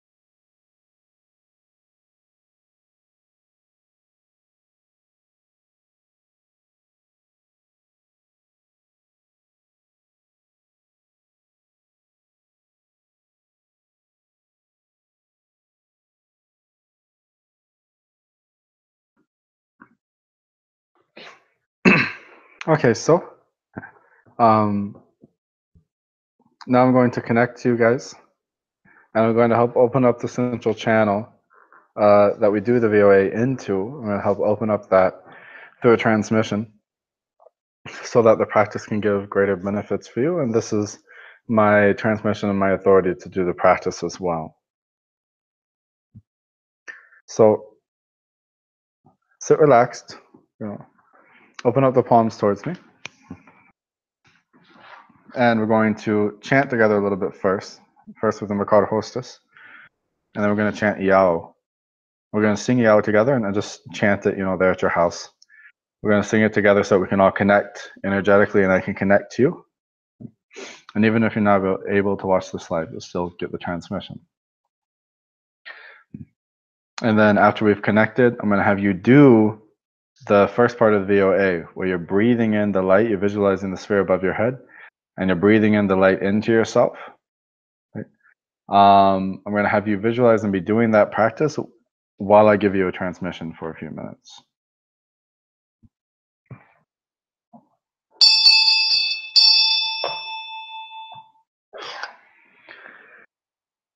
Makar hastasuraman teletasteaneras yautanna gestuekai theasue adhype sukan.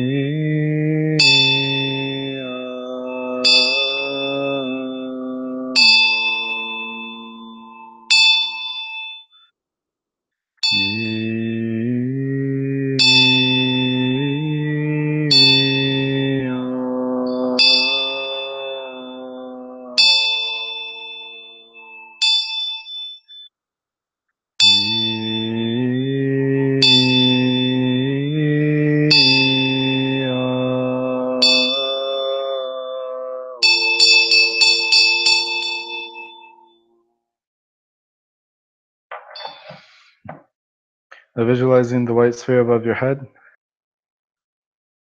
Inhale, and don't worry about holding the breath. Just inhale for 6 seconds and bring that light into the thumos. Exhale for 6 seconds and feel it filling your body.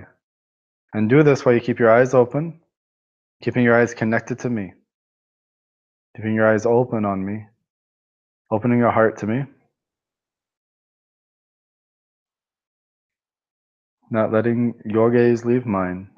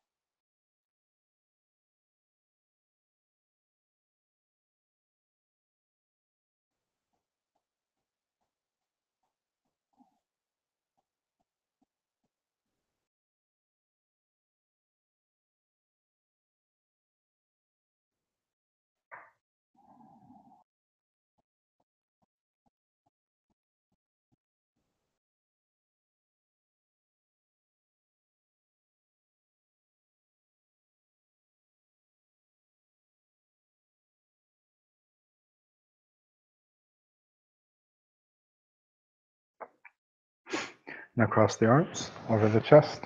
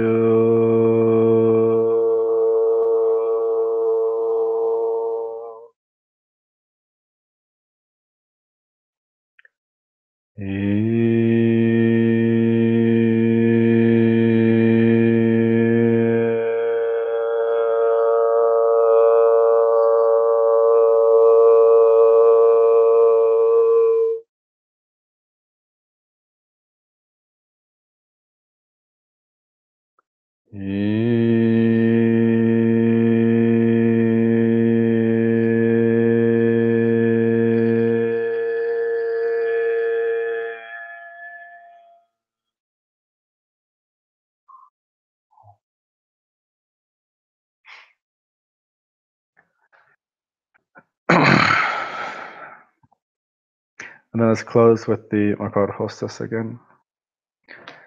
Makar Hostess Yuraimon Teletaste Aneros Biotanagestuei Kai Theasuei Ataib Sukan.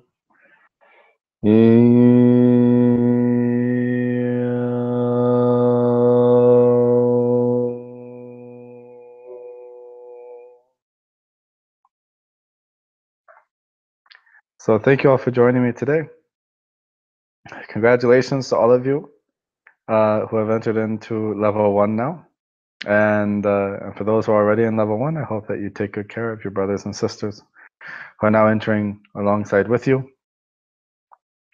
It is unlikely we'll be able to do much lectures with level 1 for the rest of December because of all the traveling and everything with the holidays. Haven't been home a lot. But hopefully, God willing, come January, with both level 1 and level 2 students, we'll be able to pick back up some regular, at least every 2 weeks, doing a video lecture together or something of the sort. So thank you all. God bless. For new students, please schedule an Ask Cases review with me as soon as you can. You can do that through the main website. So God bless and be victorious.